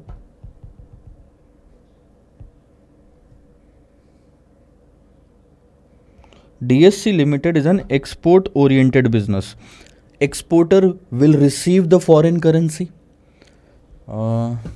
Invoices in customer's currency, that means foreign currency. Its receipt of $3 lakh is due on July 1, 2019. Acha, let's do one thing. Instead of this question, I think this is pretty old question. You can take this one as homework. The similar type of question is there, 76 and 76. Let's take this one. It's exactly same. Forward, future, no hedging. So Doom Limited is an export business. We have the exports. That means we are going to receive money. 48 lakhs dollar we are going to receive on 1st of April. Market information on 1st of January is given to you. January, February, March, 3 months. Exchange rate today, USD INR. So INR is the base currency. You can clearly see that all the rates are given in decimals. So INR is the base currency. You need to be very careful while taking the bid and ask rate. The good part in this question is there are no bid and ask rate. Okay, that's good. So it will be very easy for you now. The spot rate, 1 month forward, 3 month forward, and on the right hand side you can see contract size is 2 crore 88 lakh 16 lakh 368 rupees. One future contract is worth 2.88 crore. 1 month future rate is this and the 3 month future rate is this. See, this is not at all applicable to us because we will receive money after 3 months. So this will be applicable. If you hedge with the forward contract, this is the rate, and if you hedge with the futures contract, this is the rate to start. Initial margin will be applicable only in case of futures, and that too only for 3 months. And understand, 32,500 is for one contract. So it depends upon how many contracts that you are buying or selling, and you will borrow that amount at 9%. Both of them are per annum. Okay, sir.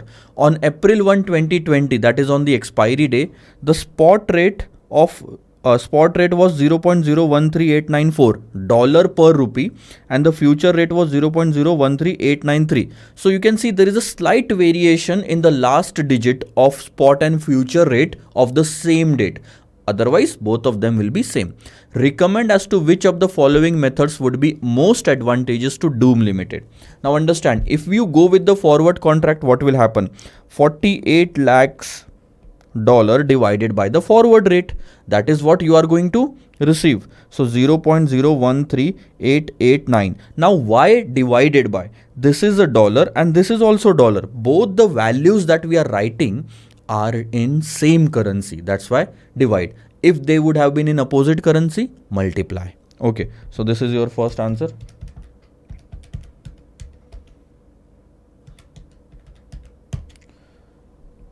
Three 455,972,35. 3 crore 45 lakh 59,000. Sorry, 34 crore in fact. 34 crore 55 lakh 97,000 is the receipt in terms of rupees in forward contract. Now the main task is the futures. First of all, decide the base currency. Base currency is INR. What do you want to do with the base currency on expiry? We will receive dollar. We will sell the dollar to the bank and buy rupees.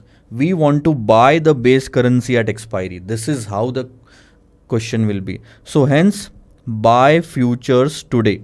So we will take a long position on the futures price today. That means we will take a short position on the futures price at expiry. Cool. Now the number of contract. It's very simple. If you want to buy futures, how many futures? Well, what will be the total contract value? Sir, it's very simple. 48 lakhs dollar divided by 0.013881. This is the number of rupees you want to buy in futures, through futures. Why you are calculating it in rupees? Because rupees is the base value or the underlying asset in futures. So 48 lakh divided by 0.013881. So if I buy futures, that means I'm promising to buy this much of the rupees. 34, 57, 96, 412. So this is what I want to contract in the futures. But one contract is worth 2 crore 88 lakh 16,368. So under one contract you can cover this much of the rupees, only 2.88 crore. And total rupees that you want to cover is 34.57 crore. So divided by 288,16,368. That will give you 11.99 contract. That is 12 contract. That means you have to buy 12 contracts today. For every contract, you will have to pay 32,500 as an initial margin. So multiplied by 32,500. So this is the amount of initial margin that you will have to borrow today and pay it to the exchange. Now start imagining the situation. At time 0, You will go to the bank and borrow 3,90,000 at 9% per annum. Okay, we will pay interest on that after 3 months. You will take this money to the stock exchange and you will buy 12 contracts of futures by paying this as a deposit. Okay, sir, the story is over. The few things that we wanted to calculate is first base currency, then buy futures, then the total contract value was this, then the number of contract which was 12, then initial margin. What will happen at expiry? Three things, just three things. First of all, let's settle the future. You purchased every rupee. Long means you purchased every rupee at this dollar and now you are selling every rupee at this much dollar. Now you can clearly see that we are selling at a higher rate.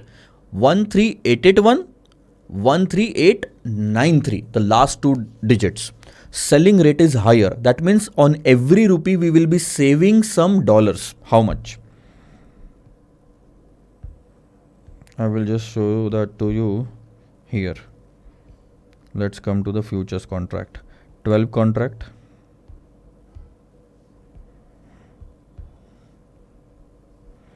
I will just do the corrections here.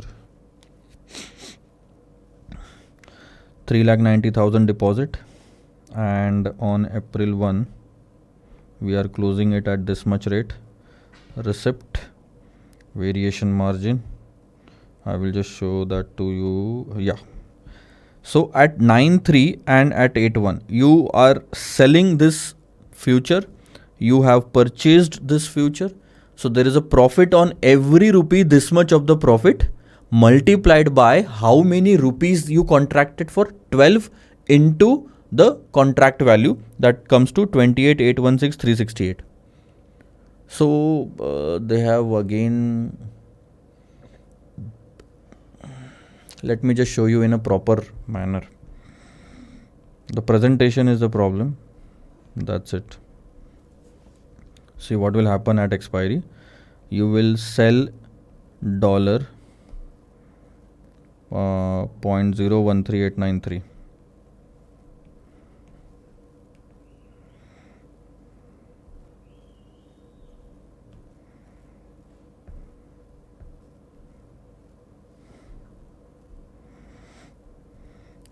So 0.013893 per rupee. Every rupee is sold and we have purchased.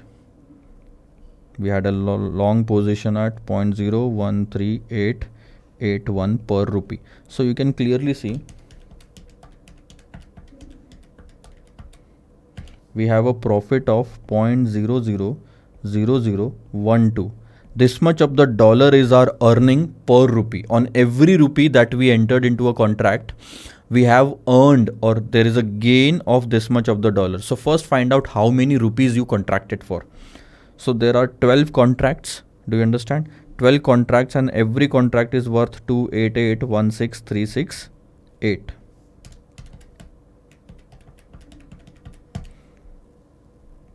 3457 34 lakh 57,000 34 crore 57 lakh 96,406 rupees.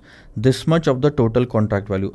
Out of this 34 crore 57 lakh rupees, on every rupee you are having a gain in settling the future of this much dollars. So you are gaining in terms of dollar. Multiply the gain with the result, 0.000012. So the total gain is $4149.56. So this is the settlement. This is the settlement of futures. Now, second, this is the first part. Second part, you have an export procedure, proceeds. So you will receive how much? 48 lakh dollars. Again, this is gain. This is also receipt, 48 lakh dollars. So the total dollars with you is 48 lakhs 4,149.56. What are you going to do with the dollars when you are from India? You will sell all those dollars at spot rate. And what is the spot rate, sir? The spot rate is this, 0.013894. 0.013894. 894. Divide it, because this is also dollar per rupees. So the total rupees that you will receive is 34 crore 57 lakh 71,524. Do you think the story is over? No, sir. Less interest on initial margin. So you have to make the repayment of the borrowing, right?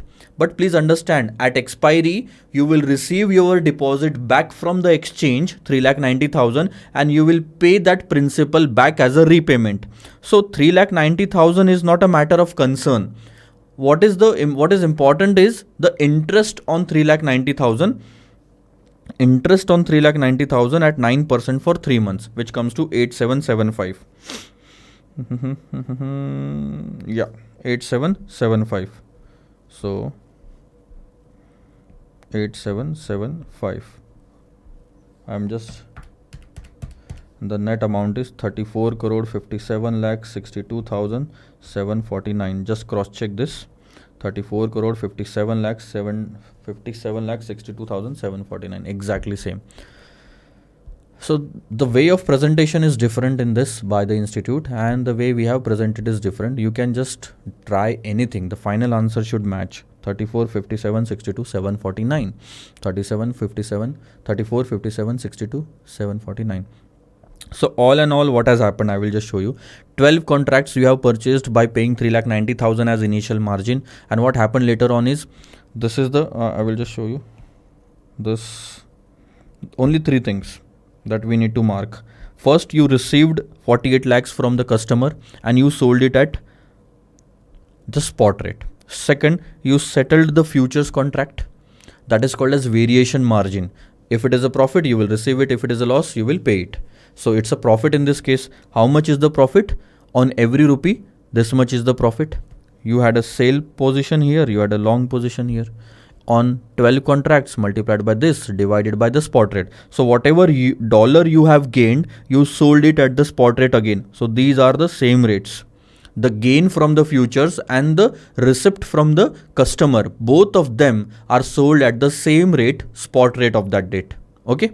What happened in our working is, we first totaled all of the money, 48 lakhs of the customer and gain from the futures, and then sold it at in one shot itself. The institute has showed both of them separately. So, and now the third thing is the interest cost. That's it. These are the only 3 cash flows that you need to consider. The net receipt is this. And if you don't hedge, what will happen? All the 48 lakh rupees will be converted at the spot rate. That means only this much of the amount you will receive, 34 crore 54 lakh, 34, 54, 72, 866, 34, 54, 72, 866, 48 lakhs at the spot rate. That's it. So which option will you prefer? Sir, I will prefer futures. Why? Because I'm receiving more money in the futures as compared to forward and no hedging. That's it, simple answer. But futures calculation is difficult. And what you have to do in the futures is very simple, sir. First of all, understand the base currency. What you want to do in the base currency, do the same in the futures. I will just go to this point. That's very important. See, first of all, understand the base currency. What do you want to do with the base currency? If you want to sell that currency at expiry, sell futures today. If you want to buy that currency at expiry, buy futures today. Okay, once you have decided whether you will buy or sell futures, then the time is to calculate the number of contracts to buy or sell. Once you calculate the number of contract, based on that you will pay the initial margin. Initial margin can be given as one contract, like per contract initial margin. So per contract margin into the number of contract will be the total margin that you will borrow and pay. And what will happen at expiry? At expiry, you will settle the futures. You will pay the interest on the margin. The margin borrowed. And the third thing is, in reality, whatever are the exports and imports, you will sell it in the spot market. That's it.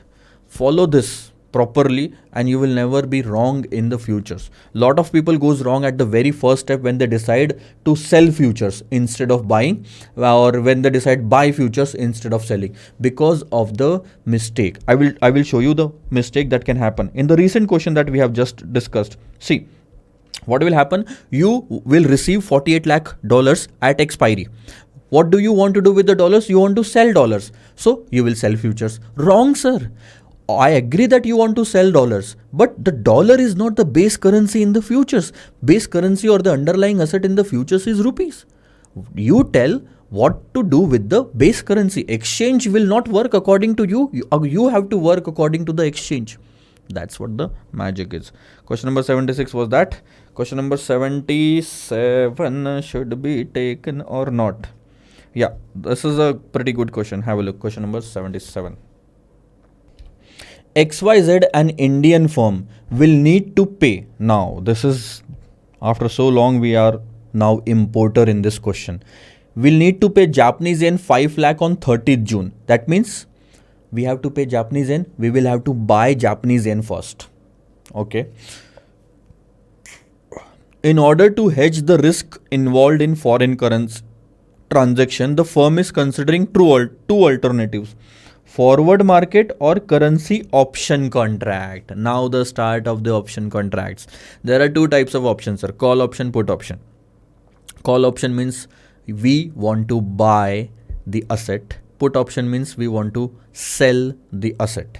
And for that, what are we going to do? We will pay the premium today. Okay. On 1st April, following quotations of Japanese yen per INR is given to you. Japanese yen per INR, base currency is this, are made available. So on the spot rate, if you want to buy INR, bank will sell INR at the ask rate. If you want to sell INR, bank will buy INR at bid rate. Same with the 3 months forward. The prices of Forex currency options on purchase are as follows. Strike rate is Japanese yen 2.125. This is the strike rate at which you can exercise. Call option premium. This is the premium, sir. Call option is available at this price means premium. You will have to pay this much of the Japanese yen per INR. This much of the Japanese yen per INR. If you buy put or call option. For excess or balance of the Japanese yen covered, the firm would use the forward rate as a future spot rate. You are required to recommend cheaper hedging alternative. It's very simple. Let's first discuss about the forward cover and then we will come to the main part of this question. 5 lakh Japanese yen you want to purchase. Now understand that this question has a base currency of INR. So you have to put the requirement in terms of INR. What exactly you want to do after 6 months. This is the 1st April. Today is the 1st April and you want to do whatever you want to do on 30th June. That is 6 months from now. So 5 lakh Japanese yen you want to buy. That means you want to buy 5 lakh Japanese yen, sell rupee. You want to sell rupee. Bank will buy rupee. Rupee is the base currency. Buy JPY, but this is not the base currency. That means sell INR. This is the base currency. So bank will buy INR. Bid rate will be applicable. 3 months. April, May, June. Oh, sorry. I'm extremely sorry. This is April, that is June. 3 months are there. It was my mistake to consider that as 6 months. So this rate is applicable. This is Japanese yen per rupee. So this is a Japanese yen. This is also a Japanese yen. Both the currencies are same. We will divide it. 5 lakh divided by 1.9726. Never do this. Never ever convert the rate. They have taken the proper rate, but they are converting it and there will be a rounding of difference at that time. So what I'm going to do now is 5 lakh divided by 1.9726. The exact answer in terms of rupees is 253,473. So there is a difference of 27 rupees. This matters a lot. You have rounded it off to 5070, na? That's why the rounding of differences are there. Now let's come to the option part. Which option will you buy? Call option or put option? That's the main part, sir. It depends upon what do you want to do with the asset. Call option is the right to buy and this is the right to sell. And that's where most of the students will make mistake. They will stop at this point. Just carry on. Like extend this statement, right to buy asset means base currency, which is INR in this case. You can clearly see this is Japanese yen 2.125 per INR. Premium are also given in Japanese yen per INR. Japanese yen per INR. Cool. You also have the right to sell the base currency, that is INR. Which type of right do you want? You want to sell the INR or buy INR? It's very simple, sir. Just go back and you can see that you want to sell INR.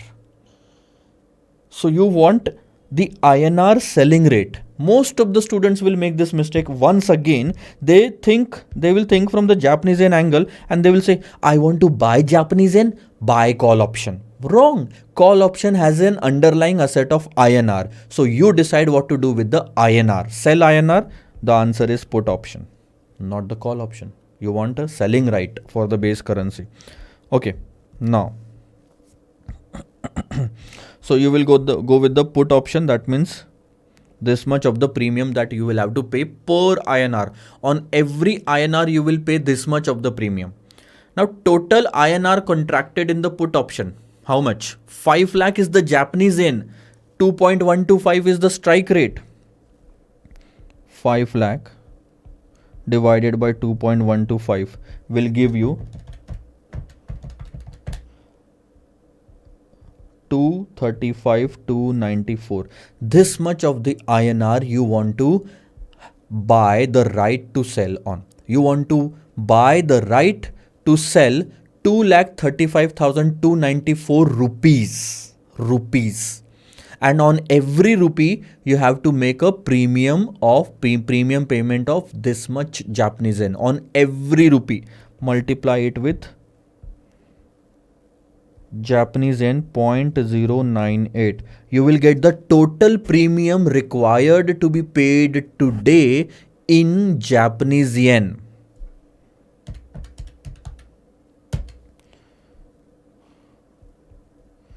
$23,059. You have to make the payment of this much Japanese yen today to the exchange. You are in India. You do not carry Japanese yen in your pocket. So what are you going to do? You will buy these Japanese yen at spot. Which rate will be applicable? Japanese yen is not the base currency, sir. INR is the base currency. So if you want to buy Japanese yen, that means you will sell INR. Bank will buy INR. Bid rate will be applicable. Spot bid rate. With that, you will be able to calculate the rupee required. See, the question is getting complicated now. 1.9516 is the Japanese yen per rupee. So you want to sell rupee and buy Japanese yen. 1.9516 is the rate. Now understand, how many Japanese yen do you want to buy? 23,059 at this rate. Once again I am repeating, I want to buy Japanese yen, sell INR. Bank will buy INR, buy base currency, bid rate 1.9516. So 23,059 divided by 1.9516.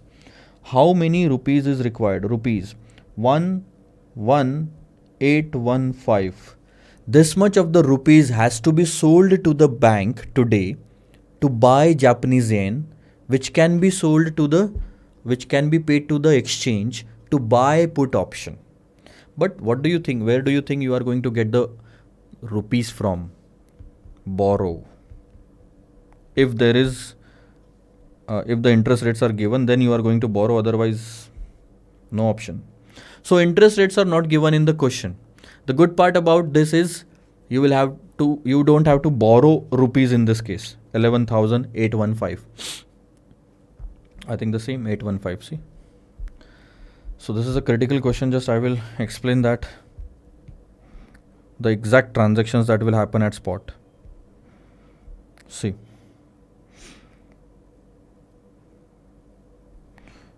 This is exchange. Okay. And this is you. We want to buy put option. Exchange will give us the put option, but we have to pay the premium to them. How much? Japanese yen 23059. But first we will have to buy this Japanese yen. Since we are in India, we do not carry this much, na? So we will buy Japanese yen 23059 from the bank.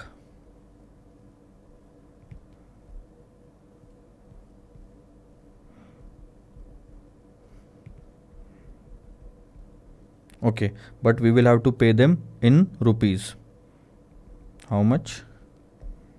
At bid rate 11,815. If the interest rate would have been given, we would have borrowed this. Bank 2.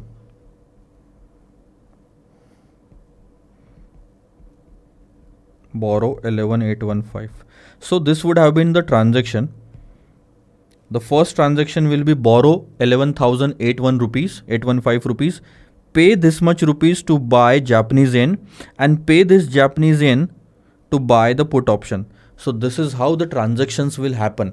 And at expiry, what will happen? You will show an outflow to this bank for the repayment along with the interest. But in this question, the repayment will be same. Why? I will tell you. The repayment at expiry will be 11,815 itself, because no interest rate is given in this question. So this is our outflow 11,815 today in the entire scenario.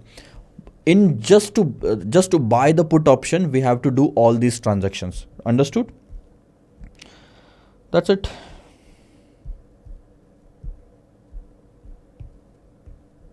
Now, since you have bought the put option, what will happen? You have bought the put option, you will continue for 3 months, and here exactly what is going to happen, I will show you. There will be some spot rate which is not given in this question, which you are going to compare with the strike rate. Now let's just assume couple of things. This is going to be fun. Spot rate and the strike rate.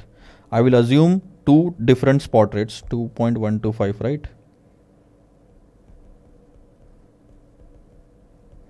So let's say the spot rate is 2 and the another spot rate is 2.50. Simplicity.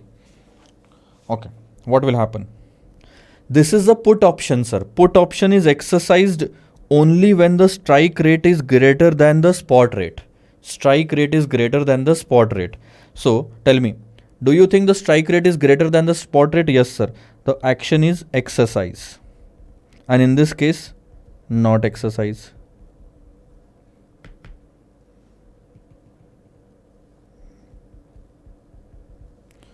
Okay. If you will exercise, what will happen? You will get the difference amount.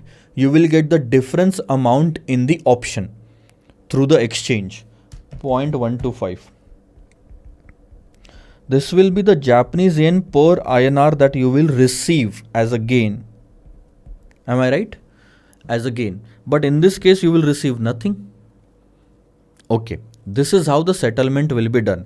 So this is the per INR Japanese yen that you will receive. How many INR transaction, how many INR contract was that?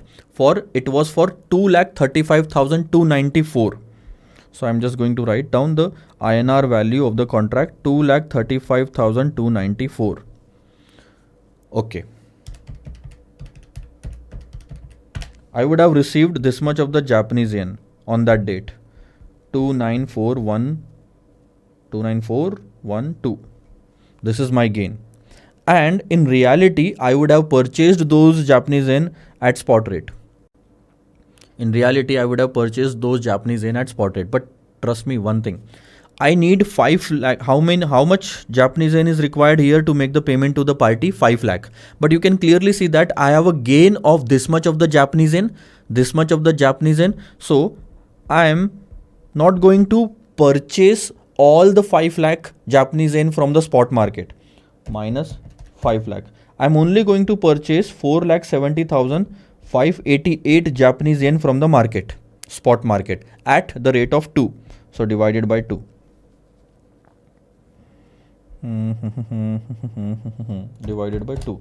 So the total cost to me will be 235,294, which is exactly equal to the contract that I have made. So in any case, you can see the outflow, cash outflow in order to make the payment of 5 lakh Japanese yen is restricted to 235,294.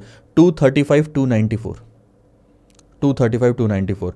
Obviously there would have been benefit if the rate would have been 2.5, but this is not given in the question, so I am just ignoring this option. This option is not possible. We cannot go for 0, right? And we cannot go for 2.5 as well, which is not given in the question. So ultimately this is the cash outflow, 235,294. I am just explaining it to you once again. If the market rate is 2 and the strike rate is this much, we will exercise the option and we will have a gain of 29,412. Now, out of 5 lakh, we already have this much of the gain in our account, 29,000. So, we are now only required to buy 4,70,588. We will buy 4,70,588 Japanese yen from the spot market at 2 Japanese yen per rupee. And we will add that Japanese yen, the gain of this Japanese yen in this to make the payment of 5 lakh. The ultimate cost to us will only be 2,35,000. So, that's what is taken in the question. 2,35,294 is the ultimate cost to you. This is what will be the cost for making a payment of 5 lakh. This is the premium that you have paid. Interest has been ignored in this because the no interest cost. Interest cost is not given, and this is the total cash outflow. In forward, you are paying 2,53,500. In option, you are paying 247,109. This option is preferable. Go with that. Got it? There will be certain variation in the coming question regarding the option contract. We will look for that. Okay, let's discuss about the question number 78. Again, this is a question where we have to make a payment and we have only two options, forward and option contract. Let's have a look. See, an American firm is under an obligation to pay interest of Canadian dollar 10,10,000 and Canadian dollar 7,05,000 on 31st July and 30th September respectively. So the situation is like this. Question number 78.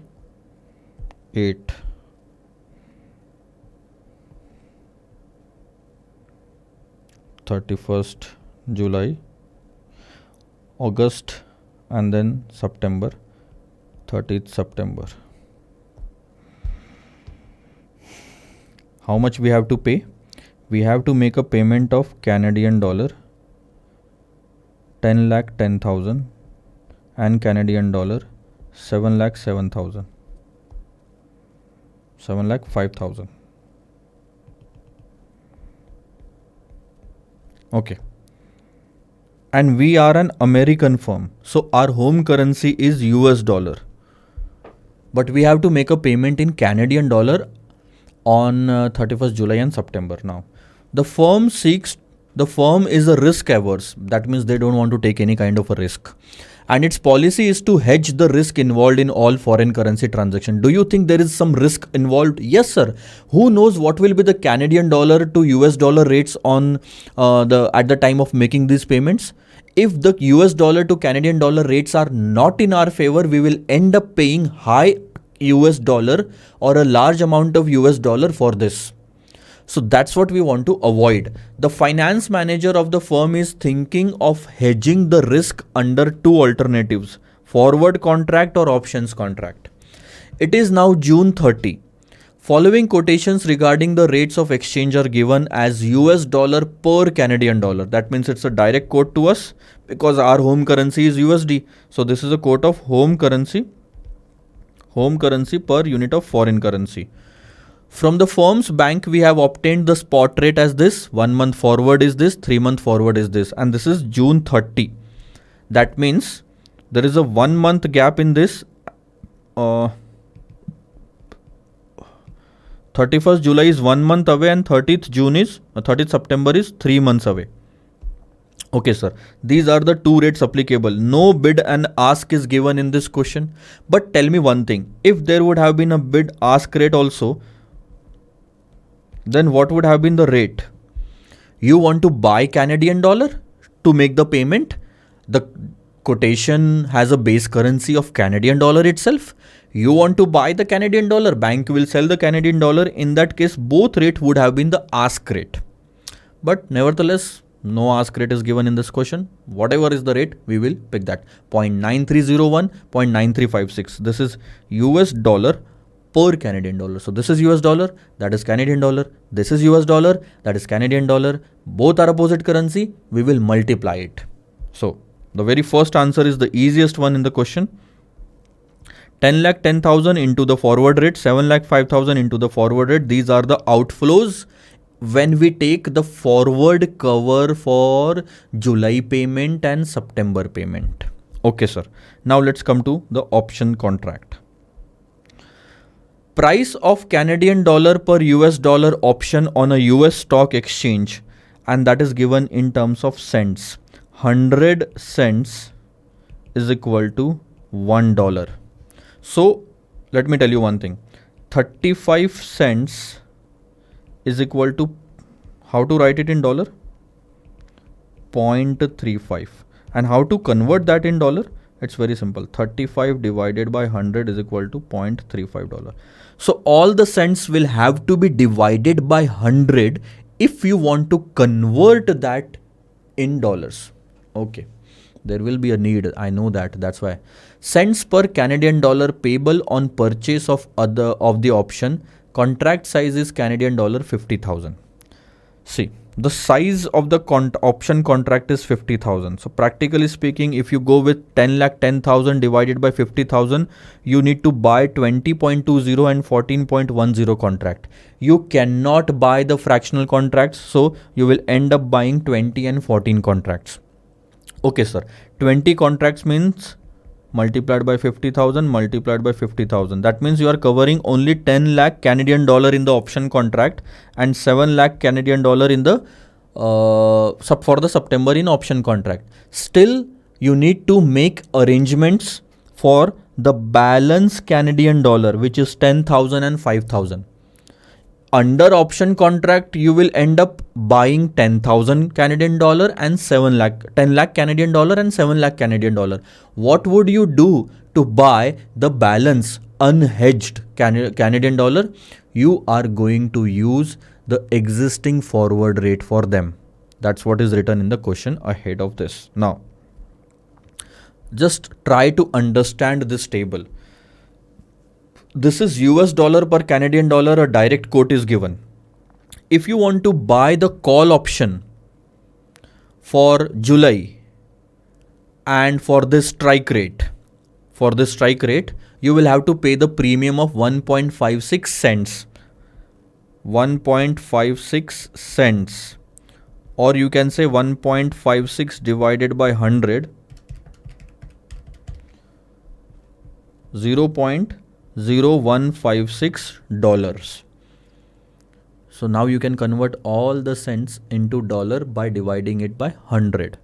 Now it depends upon you which type of strike rate is required. So it's very simple.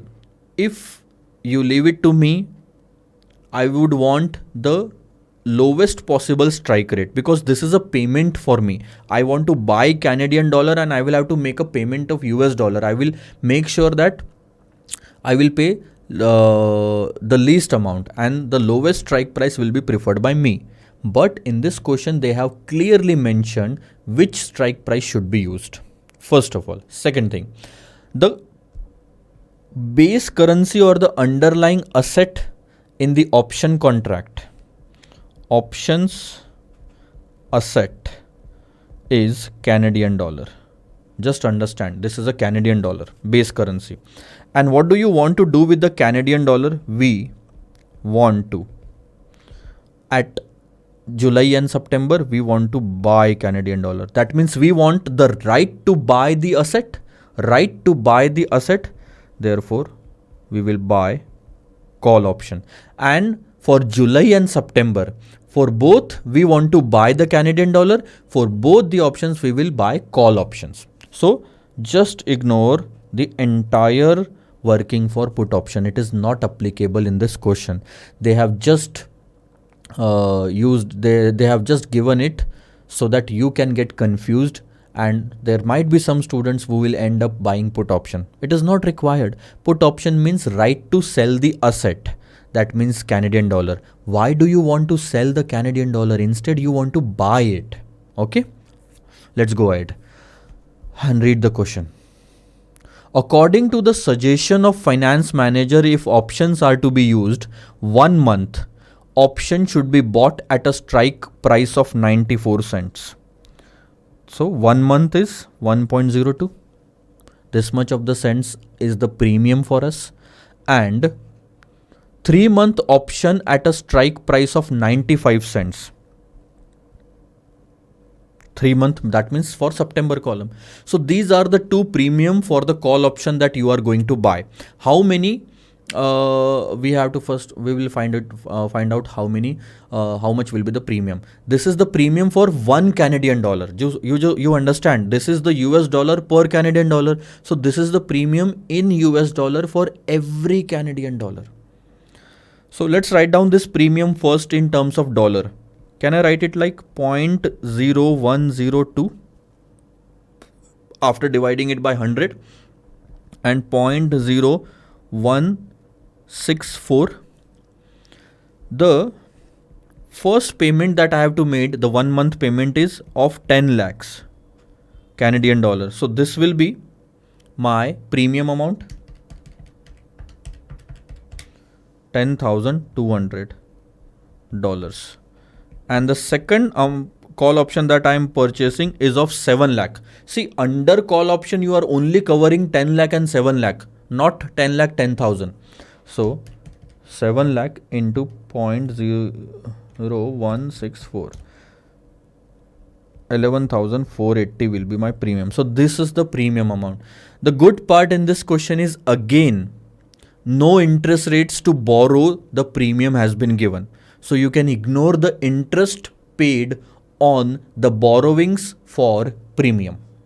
So the outflow will be same at the expiry. The good part now, transaction, and for the remainder uncovered by the option, underline remainder uncovered by the option, how much?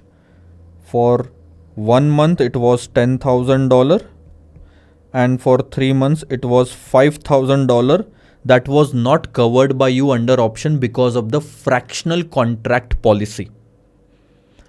How are you going to buy this much of the currency? Because the payment that has to be made on that time is restricted. We have to make the full payment. We cannot say that we are not able to hedge this and that's why we are not going to make the payment. They don't have to do anything with your hedging policies. Okay. The firm would bear the risk itself. Okay, the firm would bear the risk, but how? For this, underline the word, for this, it would use the forward rate as the best estimate of the spot. The first thing is, they said that the firm will buy these Canadian dollars. Okay. Firm will buy this Canadian dollar at the end of 1 month and 3 months at the spot rate of that date, which is not given in the question. And the alternative is, they have said that assume the forward rates that we have given in the question as the best estimate of the spot rate at which they are going to buy the Canadian dollar. So all in all, this has to be multiplied with the forward rate, because we have now assumed forward rate as the spot rate at the end of 1 month and 3 months. Transaction cost to be ignored and recommend the strategy. See, now I will go with this.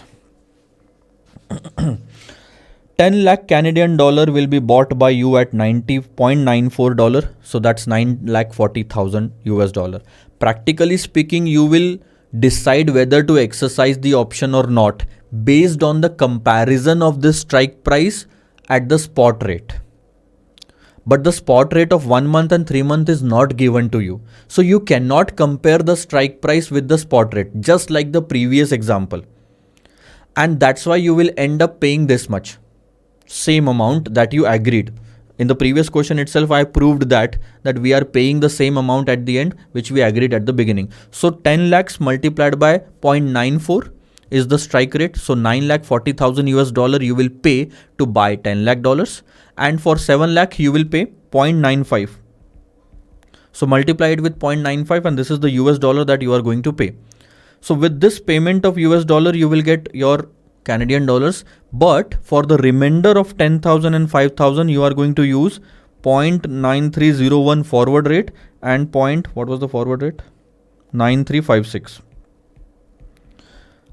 So you will have to pay this much of the extra US dollar. In total, in order to buy 10,10,000 Canadian dollar, you will be paying this much US dollar. 7,05,000, you will be paying this much US dollar. And this is the premium.